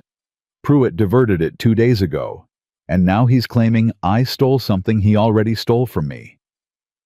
Holt pulled a folded paper from his coat. "I have a warrant for Mr. Mercer's arrest." Eliza raised the rifle. "You're not taking him." "Ma'am, I'd strongly advise you to put that down. And I'd strongly advise you to get off my property." Caleb put his good hand on the rifle barrel and gently pushed it down. "Eliza, don't. He's going to arrest you." "I know." Caleb's voice was calm. "Let him. They'll lock you up. Pruitt wants a fight. If I run, he wins. If you shoot a deputy, he wins. The only way he doesn't win is if we do this legal and proper and let the truth speak for itself." He looked at her with those river-stone eyes. "Trust me." "I don't trust the law." "I'm not asking you to trust the law. I'm asking you to trust me." She stood there, rifle in her hands, everything in her screaming to fight, to shoot, to run, to do anything except stand still, and let another man be taken from her life. Because that's what men did. They left. They got taken. They disappeared, and you never got them back. "Eliza." Caleb's hand was still on the barrel. Warm. Steady. "I'll be fine. Go to Ruth Ann. Build the case. Fight Pruitt in court. That's where this war gets won." She lowered the rifle. Holt stepped forward with handcuffs. "Turn around, Mr. Mercer. My shoulder's torn up. Cuff me in front or I'll bleed through your saddle." Holt hesitated, then cuffed him in front. Caleb mounted the deputy's spare horse without help, though Eliza could see the pain in the whiteness of his knuckles. "I'll come for you," she said. "I know. Don't you dare give up in there." "Never crossed my mind." Holt led him away. Eliza watched until they were gone, then went inside and found all 3 children in the kitchen doorway. Tommy's face was white. Lou was holding Nell, who was whimpering. "They took him," Tommy said. "I know." "Are they coming back for us?" "No." Eliza set the rifle down and knelt in front of her children. "Nobody is coming for you. Nobody is taking you anywhere. I'm going to fix this." "How?" "By fighting smarter than they expect." She left the children with Martha Hendricks and rode into town so hard the horse was lathered when she reached Ruth Ann's boarding house. She was through the door before Ruth Ann could stand from her chair. "Pruitt arrested Caleb." "I heard. News travels fast in small towns." "He broke the dam, the one Pruitt built to steal my water. Pruitt's charging him with property destruction." "Of course he is." Ruth Ann was already moving, pulling on her coat, gathering papers. "This is what he does. He takes the thing you need and then punishes you for taking it back. What do? We accelerate. Ruth Ann grabbed a sheaf of papers from her desk. I've been gathering statements from the Hendricks family, the Doyles, and 2 other families Pruitt cheated. I've also been writing to the district court in Austin. You've been doing this since before I asked. I've been doing this for 3 years, child. I just didn't have anyone brave enough to put their name on it. Ruth Ann looked at her with fierce, bright eyes. Are you brave enough? For my children. For the man sitting in a jail cell because he brought my water back, I'm brave enough for anything. Then we need Doc Slade. They found him in his office, half drunk already at 10 in the morning. He was a thin man, gray-faced, with the trembling hands of someone who'd made friends with a bottle to survive his conscience. No, he said before Ruth Ann even spoke. Whatever it is, no. Henry. I'm not getting involved. Pruitt will destroy me. Pruitt's already destroyed you. Ruth Ann's voice was a razor. You used to be a good doctor. You used to care about your patients. Now you drink yourself blind every night because you can't look yourself in the mirror. Ruth Ann, don't. I watched you stitch up Eliza Calloway twice. I watched you set that boy's broken arm when he was 7 years old. And I watched you write it all down as household accidents because you were too afraid to call it what it was. Doc Slade's hands stopped shaking. They went perfectly still, which was somehow worse. I could have stopped it, he said quietly. I could have reported Franklin to the sheriff. The sheriff works for Pruitt, Eliza said. It wouldn't have mattered. It would have mattered to you. He looked at her, and his eyes were raw. I stitched your lip and told you to be more careful around doorways. You were 23 years old with a black eye and a split lip, and I told you to be more careful. I don't blame you. You should. I don't have time to blame you, Doc. I need you to do something harder than blame. Eliza stepped closer. I need you to tell the truth. The truth. In court. About what you saw. About what Franklin did to me and what you documented. About the state of my children when you examined them, healthy, fed, cared for despite everything. That testimony could save my family. Doc Slade reached for the bottle on his desk. Ruth Ann moved it before he could. Henry, Ruth Ann said, you've been carrying this guilt for 5 years. Here's your chance to set it down. Pruitt will ruin me. You're already ruined. The only question is whether you go down having done one right thing or none. The silence in that office stretched long enough to fill a grave. Doc Slade sat there with his empty hands and his full conscience, and Eliza watched him fight the battle that all cowards fight, the battle between what's safe and what's right. What do you need me to say? He asked. The truth, Eliza said. That's all. Just the truth. He nodded slowly. I'll need to review my records. How long? Give me 3 days. You've got 2. Ruth Ann was already heading for the door. Come on, Eliza. We've got one more stop. The county jail was a stone building behind the courthouse. 1 room, 2 cells, a desk for the deputy. Holt was sitting at the desk when they walked in, and he stood up so fast his chair scraped the floor. Mrs. Calloway, you can't. I'm here to see the prisoner. That's not Article 7 of the Territorial Code, Ruth Ann said crisply. Any detained person has the right to receive visitors during daylight hours unless the presiding judge has issued a specific order of isolation. Has Judge Pruitt issued such an order? Holt blinked. No, ma'am. Then step aside. He stepped aside. Caleb was in the far cell sitting on the cot with his back against the wall. His bandage needed changing, the blood had soaked through, and his face was drawn with pain. He wasn't showing. But when he saw Eliza, he straightened up, and something in his eyes shifted. Relief. You look terrible, Eliza said. You look worried. I am worried. Don't be. Worst bed I've slept in, but I've had worse. Your shoulder is fine. It's not fine. It needs cleaning and rebandaging, and you need willow bark for the fever you're going to get. Eliza. He stood and came to the bars. Close. Close enough that she could see the sweat on his forehead and the way his jaw was clenched against the pain. Are the children safey? They're with Martha Hendricks. Good. And the water? Still flowing. Your dam breaking held. Then it was worth it. He almost smiled. How's Tommy? Angry. Good. He should be angry. Anger's useful when it's pointed the right direction. He asked me if you were coming back. Caleb's hand came up to the bars, and Eliza looked at it, the rough knuckles, the calloused palm, the scar running up his wrist, and she reached through the bars and took it. First time she'd reached for him, instead of him reaching for her. His fingers closed around hers, warm, solid, present. Tell him yes, Caleb said. Tell him I'm coming back. You'd better. I didn't stitch you up just to lose you to a jail cell. You won't lose me. His grip tightened. Eliza, listen to me. Pruitt's going to use my arrest to push the guardianship hearing forward. He'll argue that you're associating with a criminal, that your judgment is compromised, that your children are in danger because of the company you keep. I know.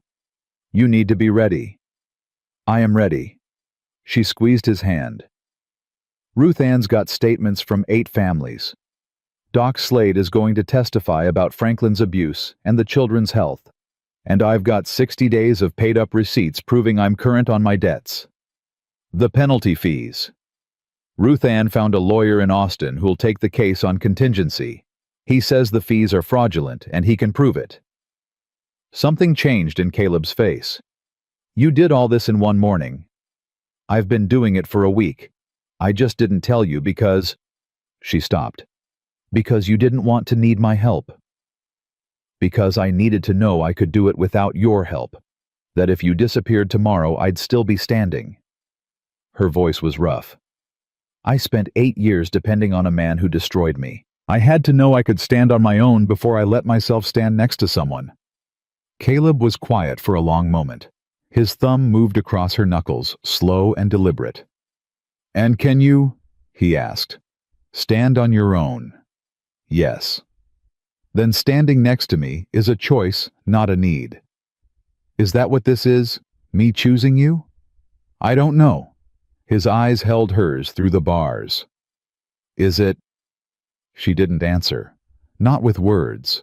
She just held his hand and looked at him and let the silence say what she wasn't ready to say out loud.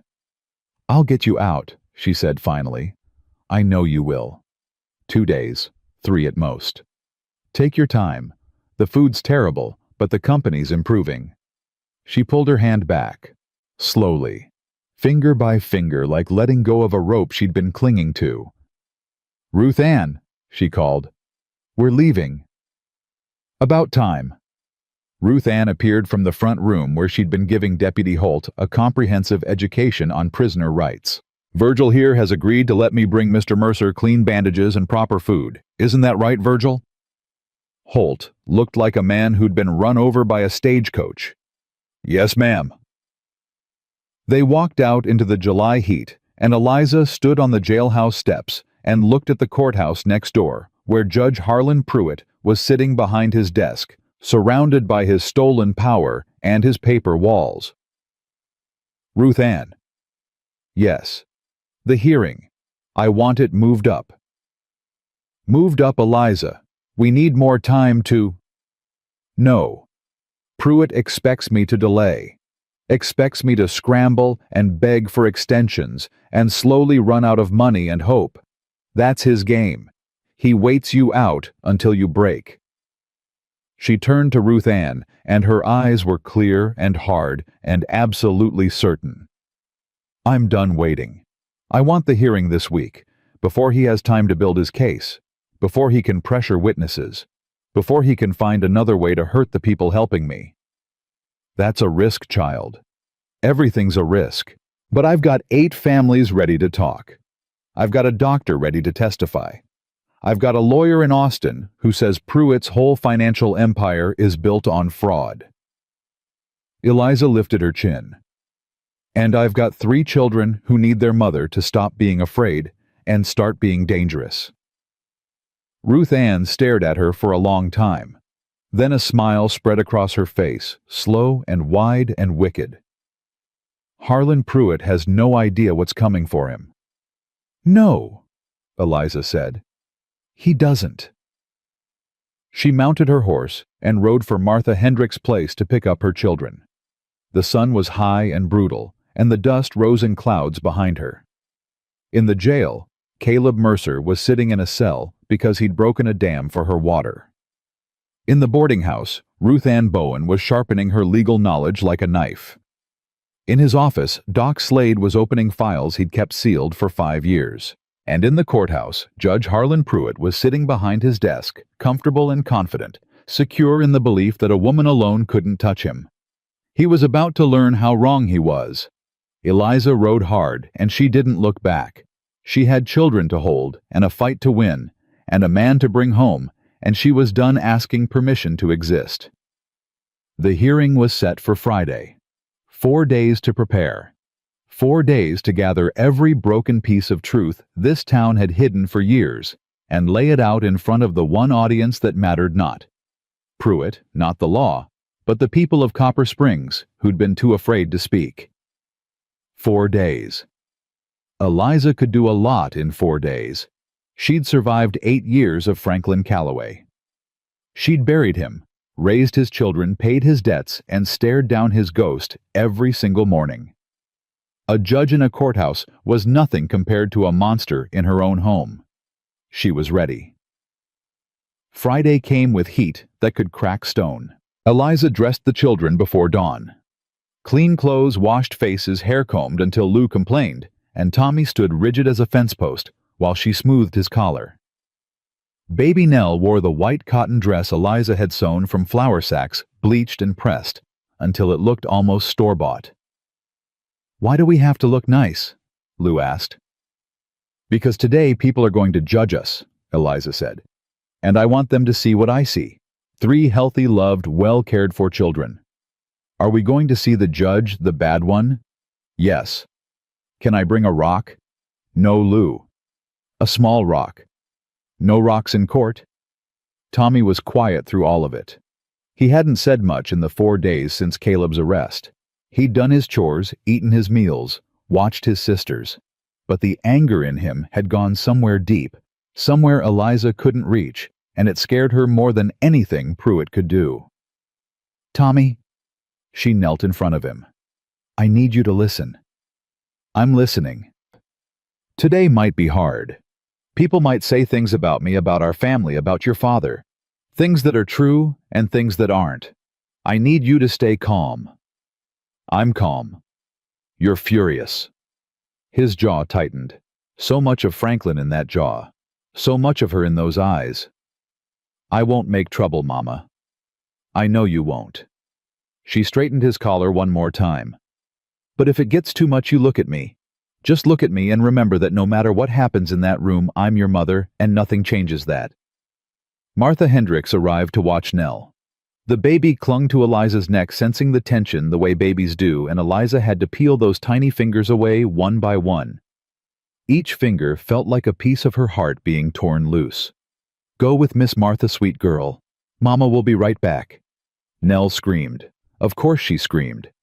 And Eliza walked out the door with that sound chasing her and her arms empty and her chest caving in.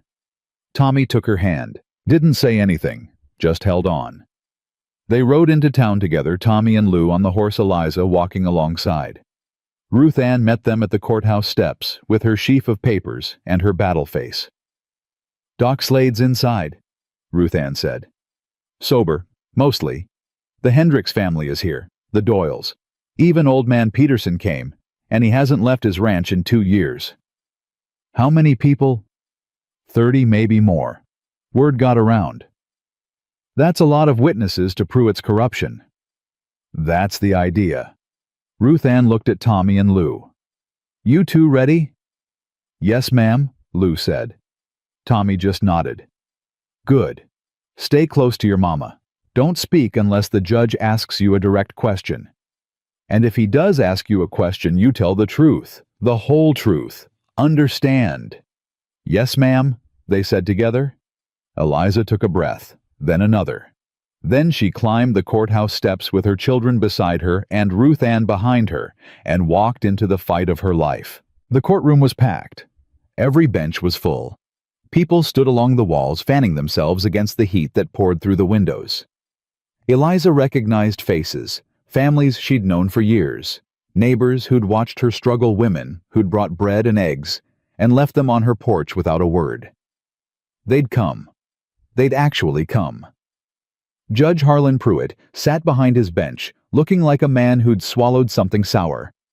He hadn't expected an audience. He'd expected a quiet hearing, a scared woman, a rubber-stamped decision. Instead, he got a courtroom full of people watching his every move. "This hearing is called to order," Pruitt said, striking his gavel.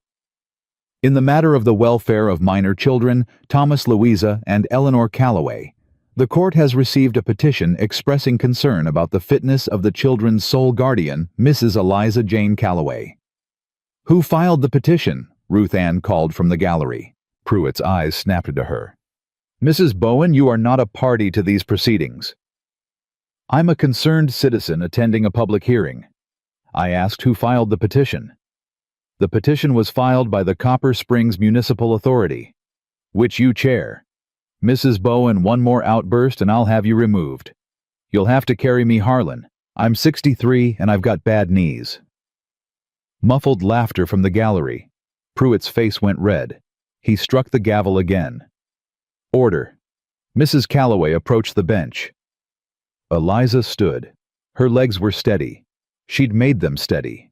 She walked to the front of the courtroom and stood where they told her to stand, and looked Judge Harlan Pruitt in the eye. "Mrs. Calloway, this court has concerns regarding the welfare of your 3 minor children." Pruitt's voice was formal, measured, rehearsed. "Specifically, the court notes that since your husband's death 4 months ago, you have been unable to maintain financial stability, have associated with a known criminal currently incarcerated in the county jail, and have demonstrated erratic and potentially dangerous behavior, including threatening a peace officer with a firearm." "I didn't threaten anyone," Eliza said. "I exercised my right to defend my property from trespassers. Deputy Holt is not a trespasser. He's an officer of the law. He was delivering a fraudulent foreclosure notice based on penalty fees that don't exist in my original loan agreement." Pruitt's eyes narrowed. "Are you accusing this court of fraud, Mrs. Calloway?" "I'm stating a fact, Your Honor. The amended terms my husband allegedly signed last January contain penalty clauses that weren't in the original document. I have the original here." She reached into her pocket and pulled out the folded papers Ruth Ann had helped her prepare. "Page 4, paragraph 6, which you referenced at the bank, doesn't exist in the document my husband signed in 1870. She held out the papers. Pruitt didn't take them. "That document is not relevant to this hearing." "It's relevant because the foreclosure is the basis of your claim that I'm financially unstable. If the foreclosure is based on fraudulent fees, then I'm not unstable. I'm current on my debts. I have the receipt." She pulled that out too. "Paid in full, stamped by your own clerk." "Mrs. Calloway, this is a guardianship hearing, not a financial audit." "With respect, Your Honor, you made it financial when you tried to take my land." The courtroom stirred. Pruitt struck the gavel, but the damage was done. People were whispering, leaning forward, paying attention. "Let's move on to the matter of your associations." Pruitt shuffled papers, regaining control. "You have been spending considerable time with one Caleb Mercer, a drifter with no permanent residence, no family connections, and who is currently jailed for destruction of property. Is this the kind of influence you want around your children?" Caleb Mercer is a Union War veteran who served 4 years defending this country.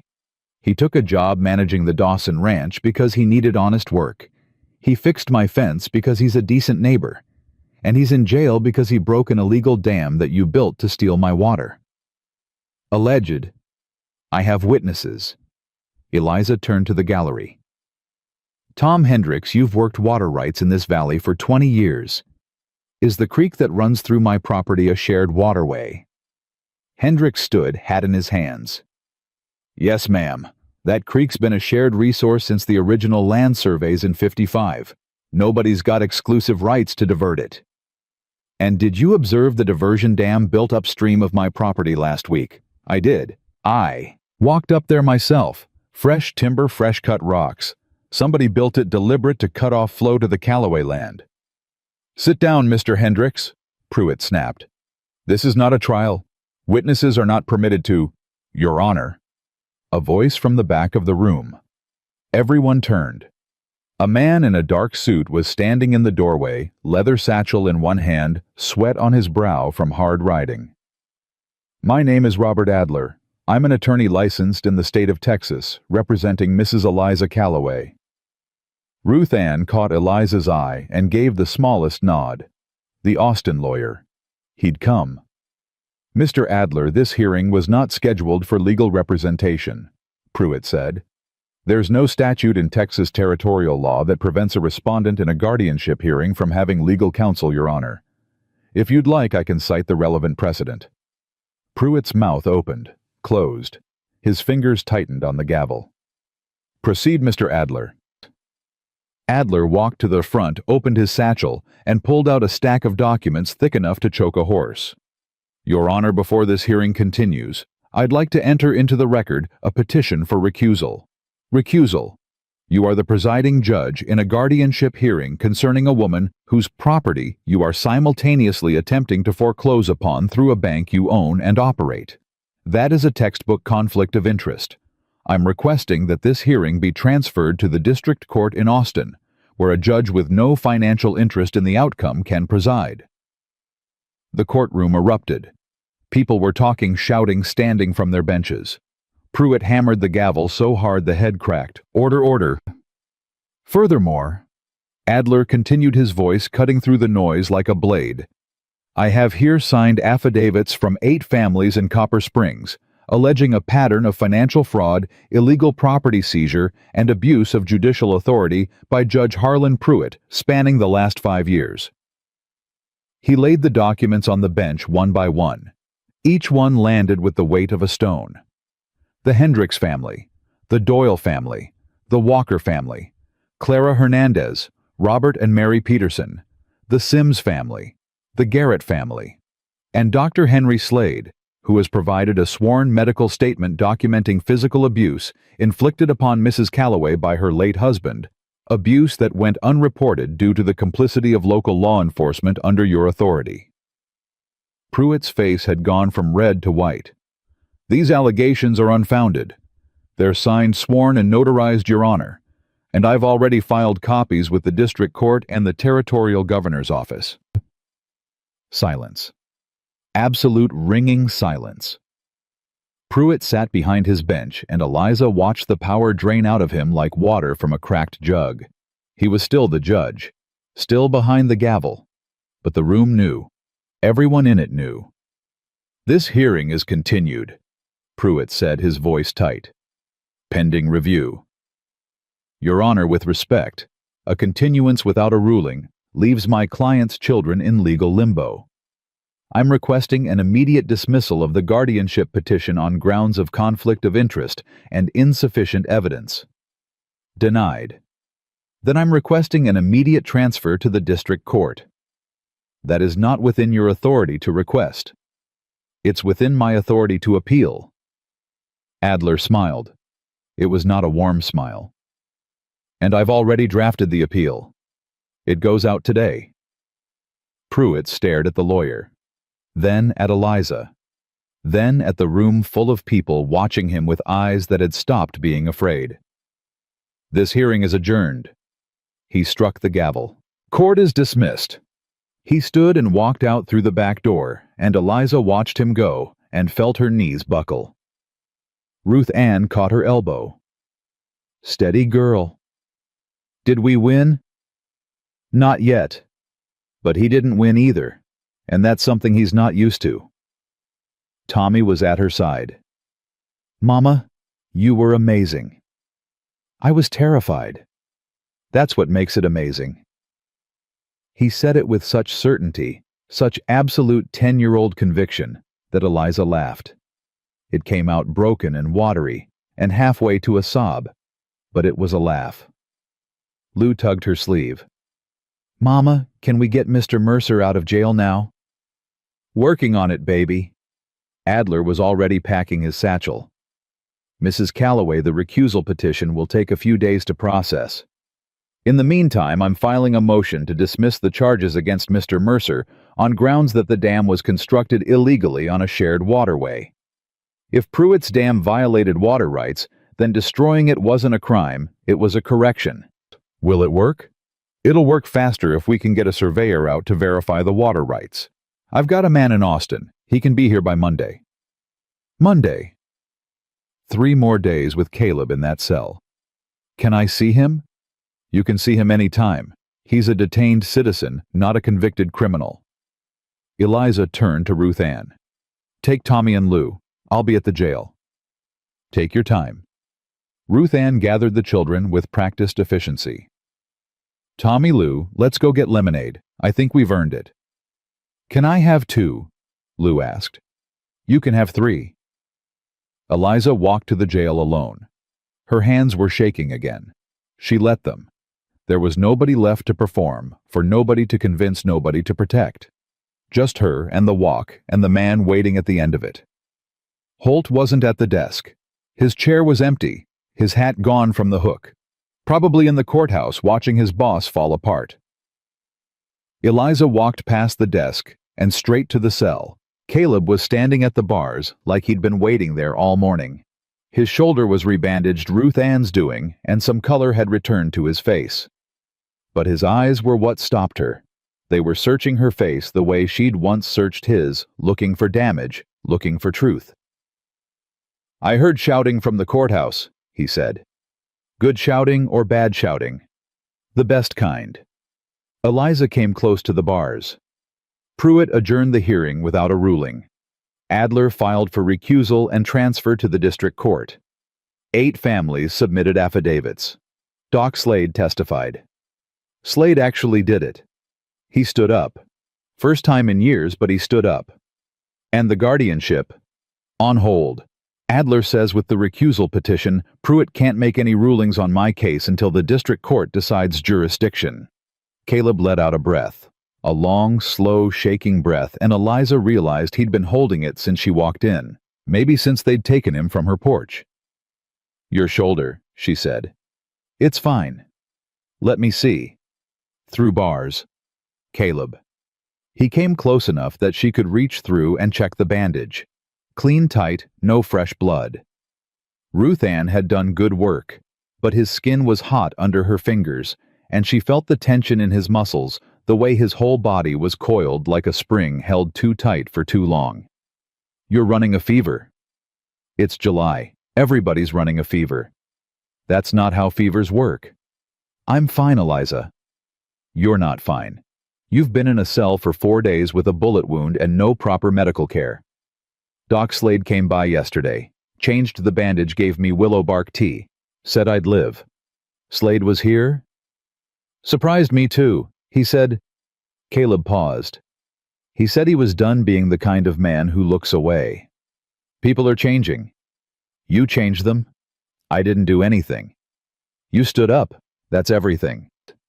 His hand came up and covered hers where it rested on his shoulder.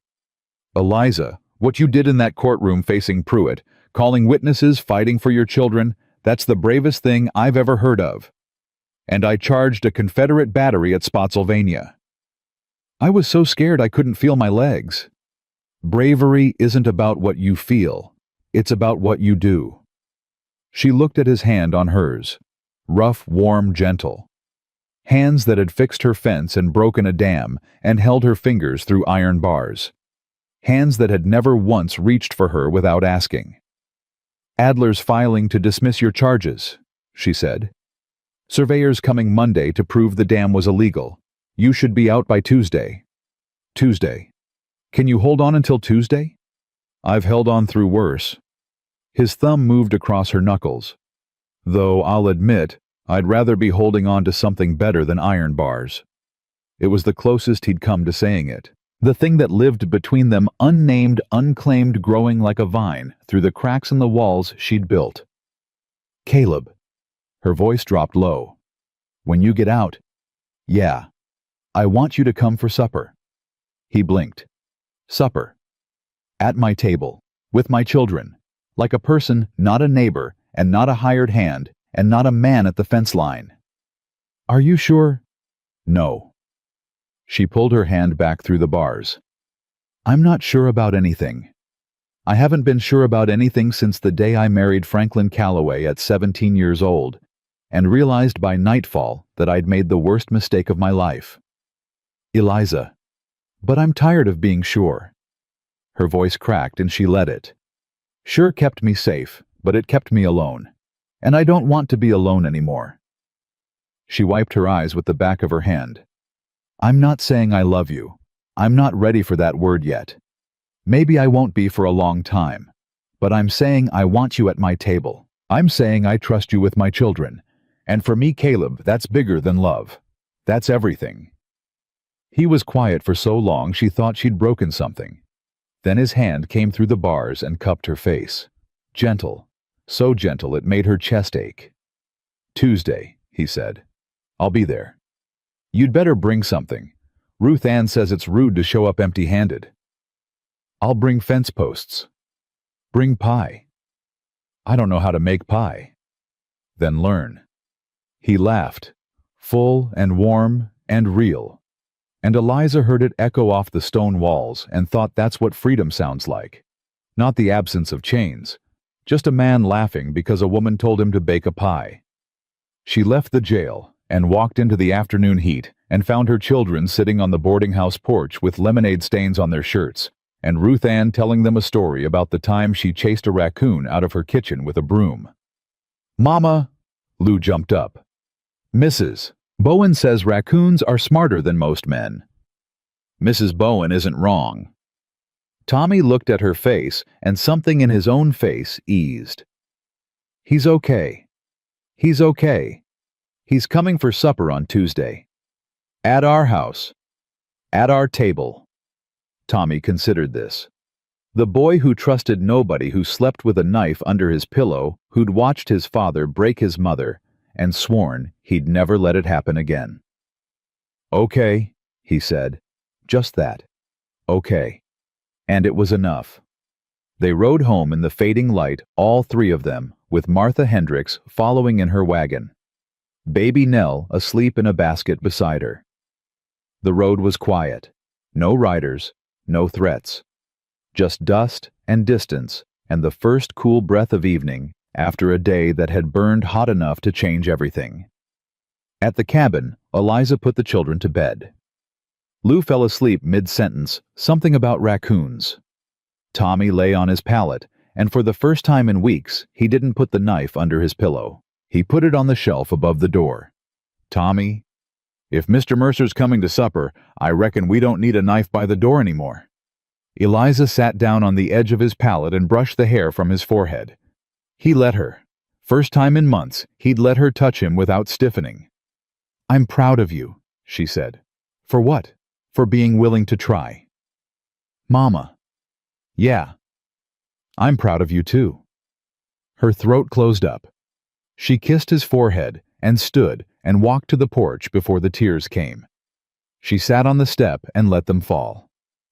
Not sad tears. Not scared tears. Something else entirely. The kind of tears that come when you've been holding your breath for so long that the first real gulp of air hurts more than the suffocation.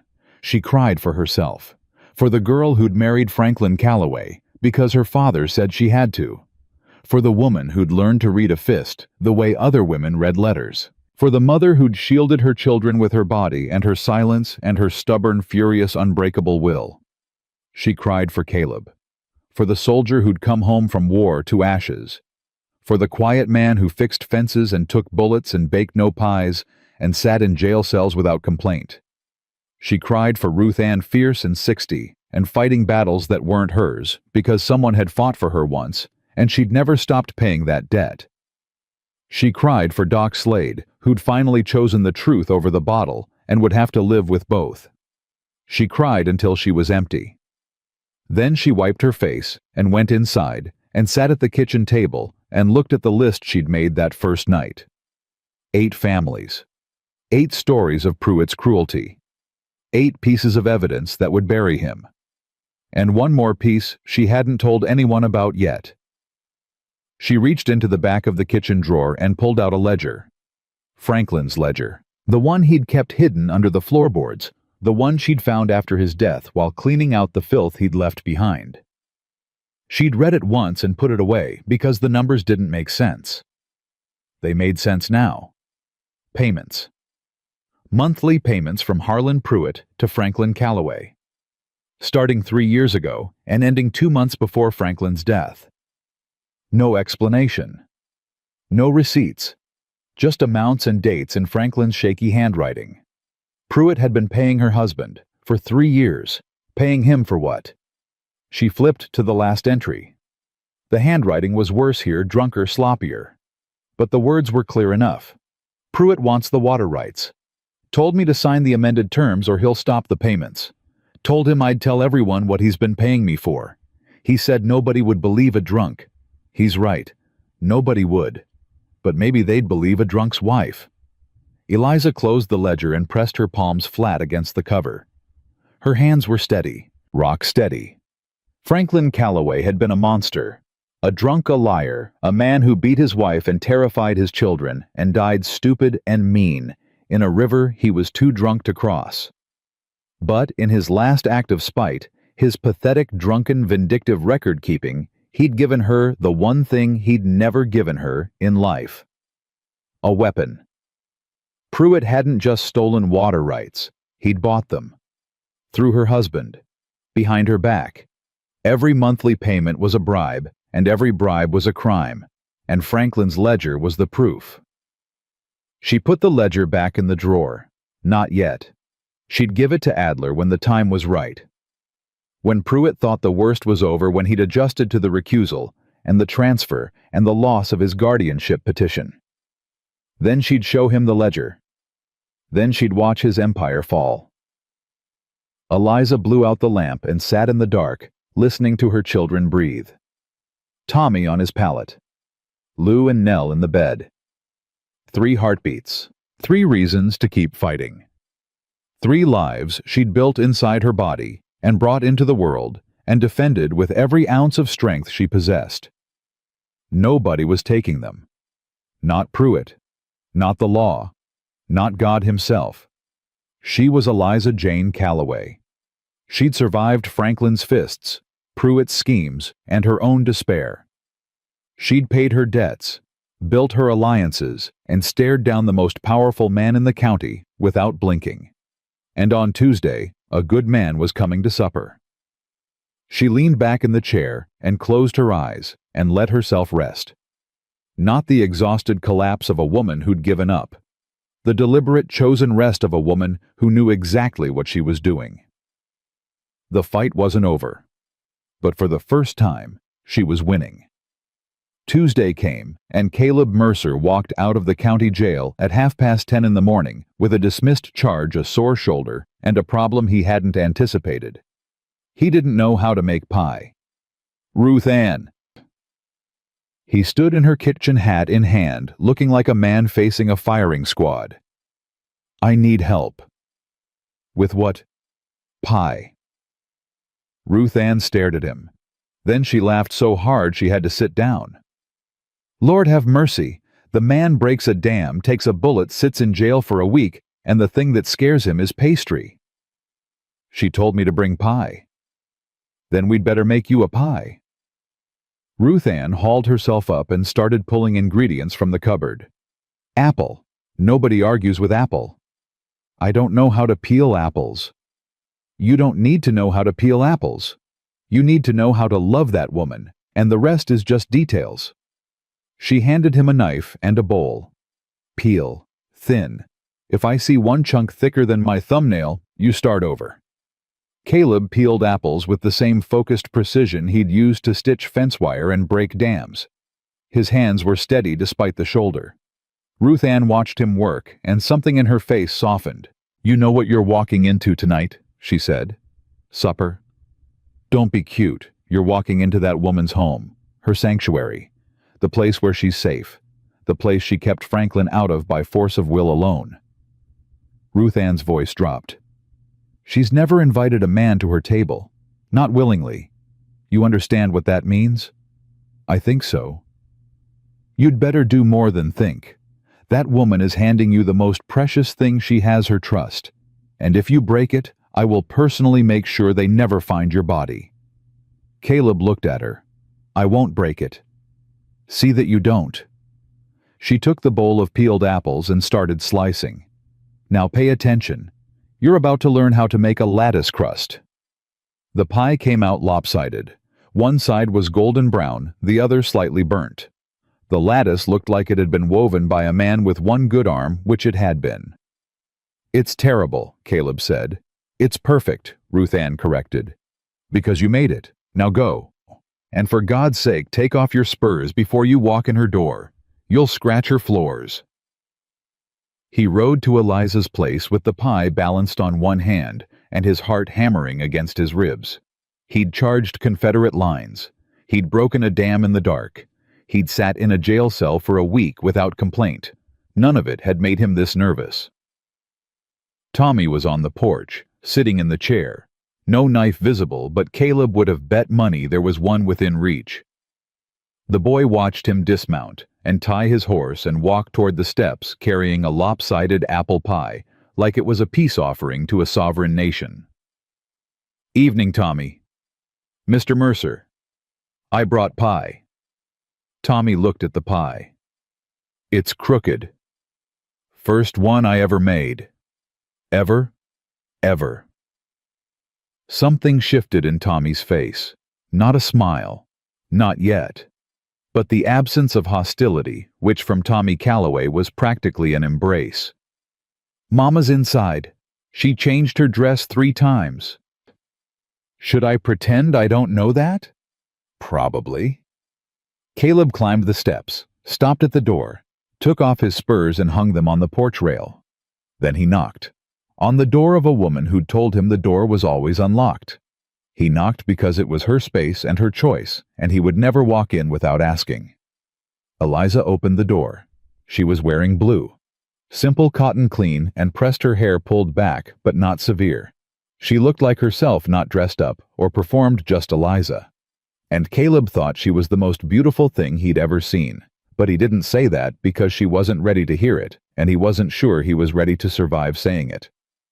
You brought pie, she said. It's not good pie. I don't care about the pie. She stepped back. Come in. He crossed the threshold. Such a small thing, 1 step forward. Such an enormous thing. Lou was at the table, bouncing in her chair. Mr. Mercer, Tommy said your pie is crooked. Tommy's right. I like crooked things. Mama's bread is always crooked, and it's the best bread. My bread is not always crooked, Eliza said. It's crooked right now. Lou pointed at the table where a loaf sat listing distinctly to the left. That's character, not crooked. What's the difference? About 20 years of practice. Baby Nell was in her high chair, watching Caleb with enormous eyes. She didn't cry. She studied him with the grave intensity of a 2-year-old conducting a security assessment, then reached both arms toward him and said, Up. Everyone froze. She doesn't do that, Tommy said from the doorway. She doesn't go to men, ever. Up. Nell repeated more insistently, her fingers opening and closing. Caleb looked at Eliza, asking permission, always asking. Go ahead, Eliza said. Her voice was rough. He picked Nell up with his good arm. The toddler settled against his chest, grabbed a fistful of his shirt, and stuck her thumb in her mouth. Content. Immediate. Like she'd been waiting for exactly this. Eliza turned away quickly, but not before Caleb saw her press her hand against her mouth. Not before he saw the tears. Supper's ready, she managed. Sit down. Everyone, sit down. They ate. Stew and bread and butter, and the kind of conversation that happens when people are trying very hard to be normal and not quite succeeding. Lou talked enough for everyone, filling silences with stories about chickens and questions about the war and observations about clouds. Tommy ate quietly, but watched Caleb with an expression that was evolving from suspicion to something cautious and careful. "This stew's good," Caleb said. "It's just stew. Best stew I've had in a long time. When's the last time somebody cooked for you?" He had to think about it. "My mother, before the war. That's 11 years. 12? 12 years since anybody made you a meal. I cook for myself." "That's not the same thing." "No," he said quietly. "It's not." After supper, Lou insisted on cutting the pie. She gave Caleb the biggest piece because he was the guest, and Tommy the second biggest because he was the man of the house, and Eliza the prettiest piece because she was the mama. "What about you?" Caleb asked. "I get the crooked part." Lou grinned.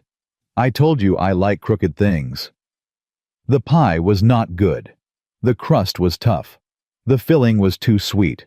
The lattice had collapsed into something resembling a battlefield. But everybody ate it. Every bite. And Lou declared it the best pie she'd ever had, which was either a tremendous lie or a testament to the limited dessert options in the Calloway household. Nell fell asleep in Caleb's arm. He didn't move her. He sat at the table with a sleeping child against his chest and talked quietly with Eliza while Tommy washed dishes and Lou dried them and the evening settled around them like a quilt. "The surveyor came yesterday," Eliza said. "Confirmed the creek is a shared waterway. Pruitt had no legal right to dam it. So my charges, dismissed. Adler filed the paperwork this morning. And the guardianship, transferred to the district court. The hearing's in 3 weeks, but Adler says with the recusal and the affidavits, Pruitt's petition doesn't have a leg to stand on." "Good. There's more." Eliza's voice dropped. She glanced at Tommy, who was focused on dishes and pretending not to listen. "I found something. In Franklin's things. A ledger." She told him about the payments. About Pruitt bribing her dead husband for water rights. About the last entry, Franklin's drunken scrawl threatening to expose the judge. Caleb went very still. "Eliza, if Pruitt was paying Franklin to sign over water rights and Franklin threatened to talk, I know. Franklin died crossing a river he'd crossed 100 times. Drunk or not, he knew that river. I know. You think Pruitt?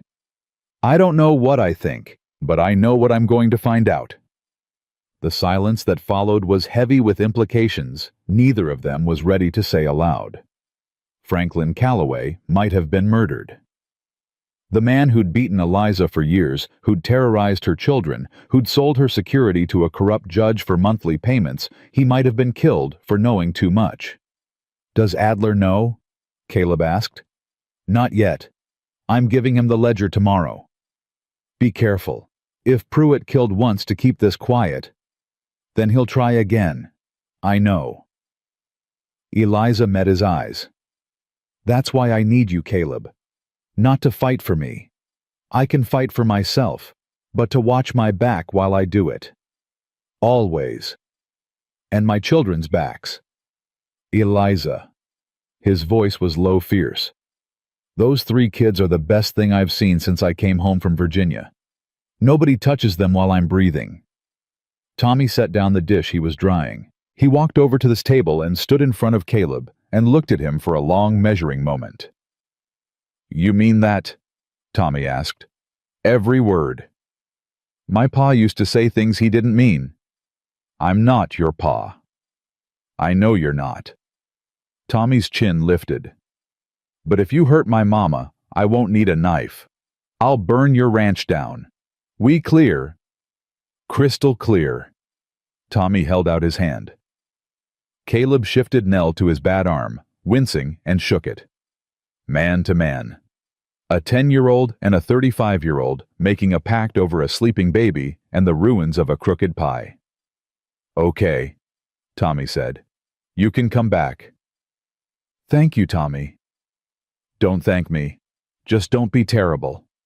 Eliza made a sound that was half laugh, half sob. "That's enough, Tommy. Go to bed. It's still light out. Bed. Now." Tommy went. Lou had already fallen asleep on the floor with her head on a flour sack. Caleb stood carefully, Nell still sleeping against his chest, and looked at Eliza. "Where do you want her?" "The bed. I'll take her." Their hands touched during the transfer. Nell's warm weight passing from his arms to hers, their fingers tangling around the sleeping child. Eliza didn't pull away.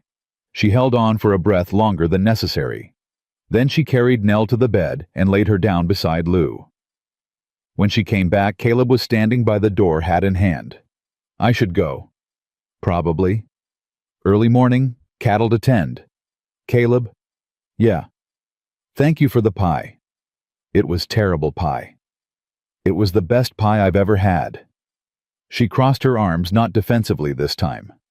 More like she was holding herself together. And not because of how it tasted. He put his hat on, took it off again, put it back on. "Eliza, I'm going to say something and I don't want you to answer tonight. I just want you to hear it." "Okay." "I love you." The words landed in the quiet kitchen like stones in still water. Ripples spreading outward, touching everything. "I love you, and I love your children, and I love this crooked bread and this broken-down ranch, and the way you hold a rifle like you were born with it. I love that you're scared and you fight anyway. I love that you don't trust me yet, and you let me in anyway. I love every single stubborn, fierce, terrifying thing about you." Eliza's eyes were bright. Her arms tightened around herself. "Don't answer tonight," he said again. "Just know." He walked out. She stood in the doorway and watched him ride away in the last of the light. She didn't call after him, didn't need to. The words were there, hanging in the warm air between the cabin and the road, and she could feel them settling into her like rain into dry earth. She slept that night without the rifle, first time since Franklin died. The days that followed moved fast. Adler reviewed the ledger, and his face went gray. "This changes everything," he said. "This isn't just fraud anymore. If Pruitt was paying your husband for water rights and your husband died under suspicious circumstances, then it's possible murder. I need to take this to the U.S. Marshal's office. County law enforcement is compromised. Do it." 3 days later, 2 U.S. Marshals rode into Copper Springs. They were quiet men with federal badges and no interest in local politics.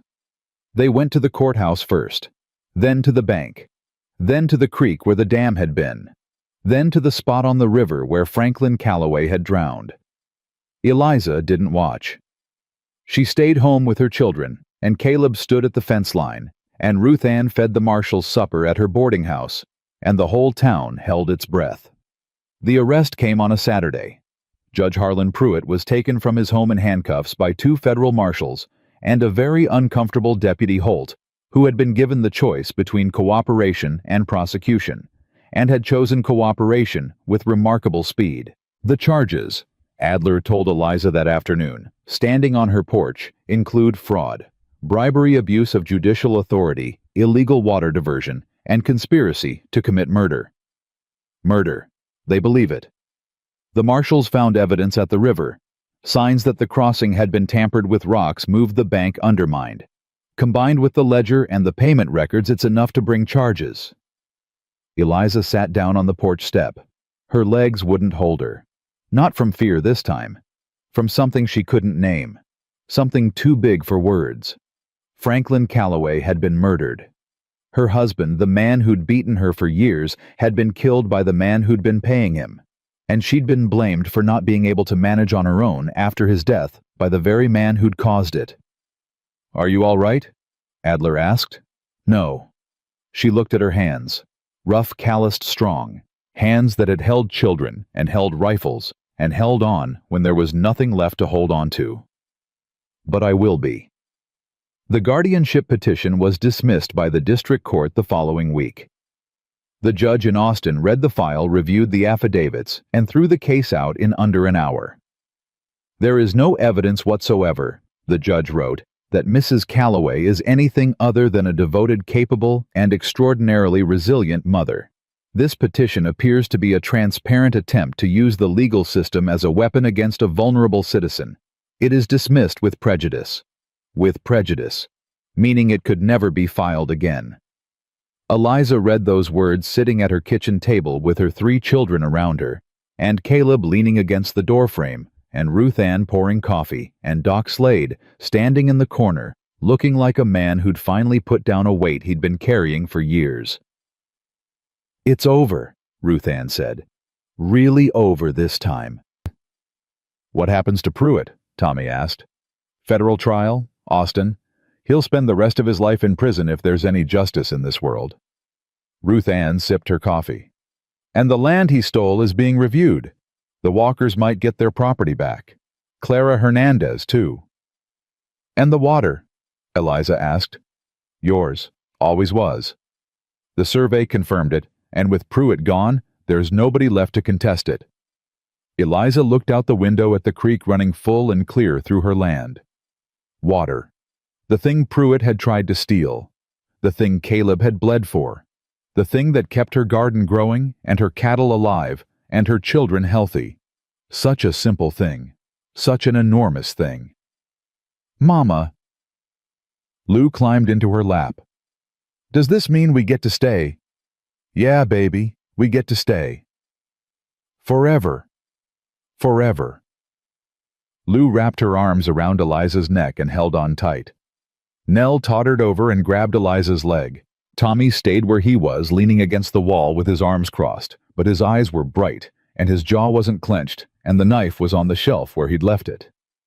"All right, everybody out," Ruth Ann announced. "I've got a boarding house to run, and you people have a ranch to work. Caleb, walk me to my horse." "Yes, ma'am?" They stepped outside, and Ruth Ann turned to him with that look of hers, the one that could strip paint off a barn. "You're going to ask her to marry you," she said, not a question. "When she's ready." "She's ready." "How do you know?" "Because she let you hold her baby. Eliza Calloway doesn't let anyone hold that child. Not me, not Martha Hendricks, not the Lord Almighty himself. She put Nell in your arms, and she didn't take her back." Ruth Ann grabbed his collar and pulled him down to her level. "Don't you dare make me wait until Christmas."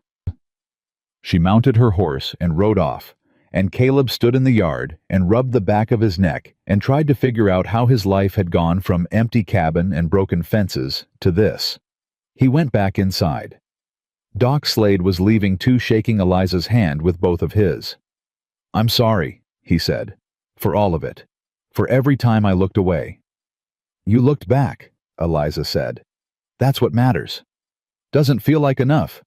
It never does, but it's a start." Slade left. The cabin was quiet. Just Eliza and Caleb and 3 children who were finally truly safe. "Walk with me," Caleb asked. Eliza looked at Tommy. "Watch your sisters." "I always do." They walked to the fence line, their fence, the one he'd rebuilt with cedar posts that would last 20 years. They leaned against it side by side, shoulders almost touching, and looked out at the land that stretched to the hills. "I want to say something," Eliza said. "I'm listening." "That night at the jail, I told you I wasn't ready for the word love. I said trusting you with my children was bigger than love." "I remember." "I was wrong." She turned to face him. "It's not bigger than love. It is love. The real kind.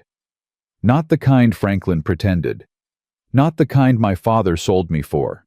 The kind where you show up every day and you stay, and you don't hit and you don't lie and you make terrible pie because someone told you to.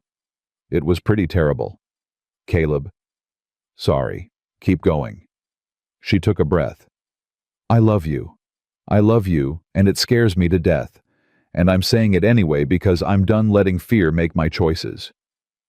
He reached for her, slowly, giving her time, always giving her time. His hand found hers, and their fingers laced together, and Eliza felt something snap in her chest. Not break, not crack. Snap like a chain being cut, like a lock being opened. "Can I kiss you?" he asked. "You'd better." He kissed her, gentle and careful and thorough the way he did everything, and Eliza kissed him back. Not desperate, Not scared, not grateful. Just present. Just choosing this moment, and this man, and this life. When they pulled apart, she was smiling. Really smiling, the kind that used muscles she'd forgotten she had. "I have a condition," she said. "Name it." "This land stays in my name. My children keep their father's name until they choose otherwise, and I don't become Mrs. Caleb Mercer. I become Eliza Calloway Mercer. My name first, always. I wouldn't have it any other way. And you move in here, not me to the Dawson place. Here, this is my home. This is where my children feel safe. Done. And you learn to make better pie. That might take a while. We've got time." He pulled her close and she let him. Not because she needed his strength, but because she wanted his warmth. Two different things. She'd learned the difference, and it had changed everything. They walked back to the cabin hand in hand. Tommy was on the porch. Lou beside him, Nell on his lap. Three children watching their mother walk toward them holding hands with a man who wasn't their father. "Mr. Mercer's going to stay," Eliza said. Lou whooped. "Can he teach me to ride, if he wants to?" "I want to," Caleb said. Tommy looked at their joined hands. Looked at Caleb's face. Looked at his mother's face, at the smile there, the real one, the one he hadn't seen since before he could remember.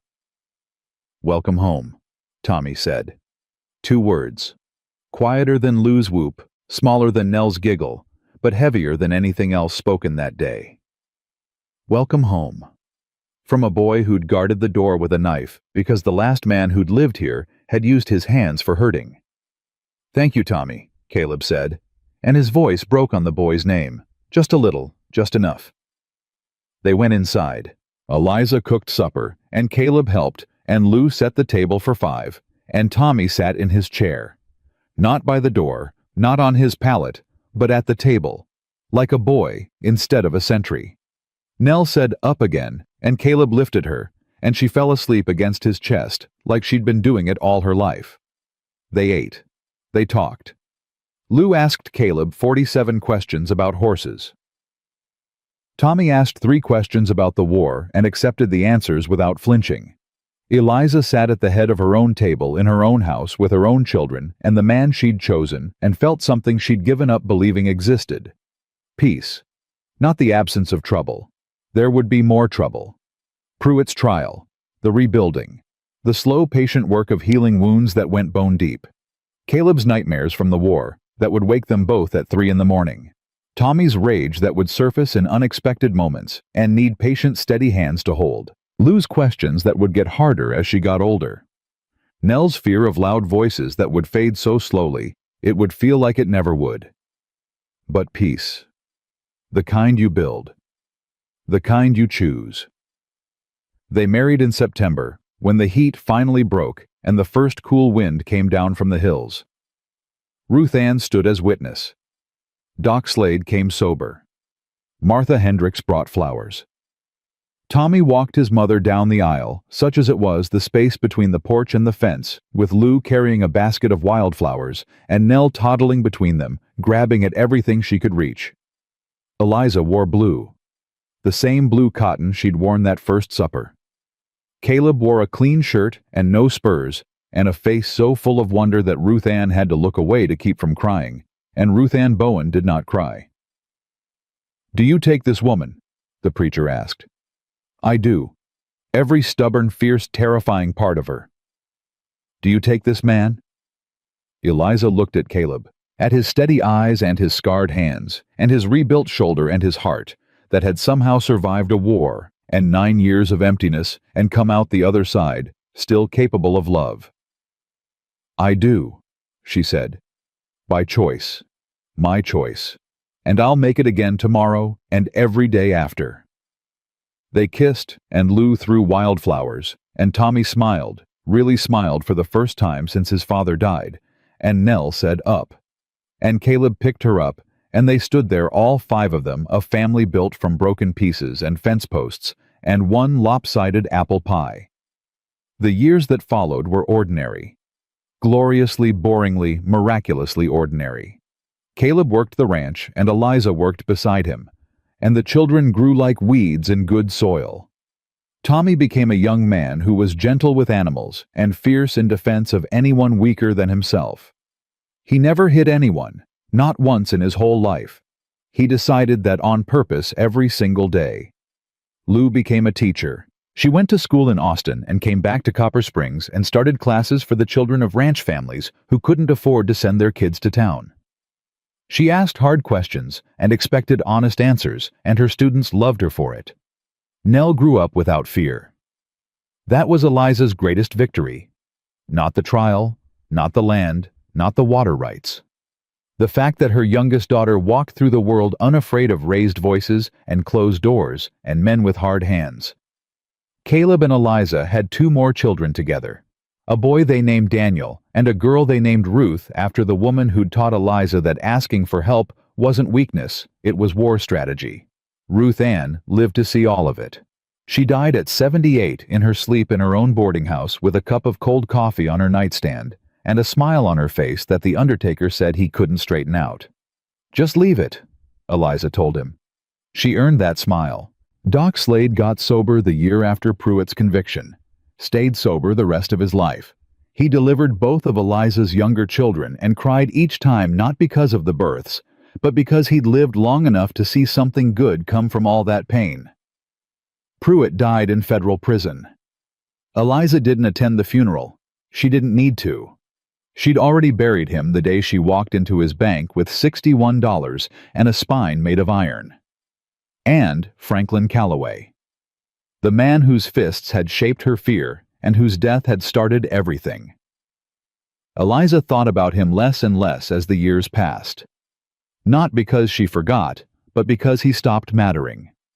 He was a chapter, not the story. A wound, not the woman. On her 50th birthday, Caleb gave her a new iron ring for the gate, simple, strong, hand-forged.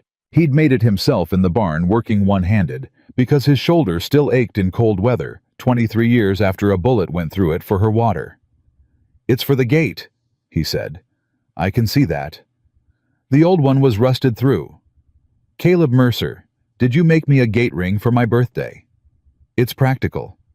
It's beautiful." She kissed him. 23 years of kissing this man, and it still felt like choosing. Every single time. "Thank you. Happy birthday, Eliza." Caleb. "Yeah. I'd do it all again. Every bit of it. The fear, the fighting, the foreclosure, the courtroom, the pie." She took his weathered face in her work-roughened hands. "I'd do it all again to end up here. Even the pie. Especially the pie, though yours have gotten better. Marginally. Considerably."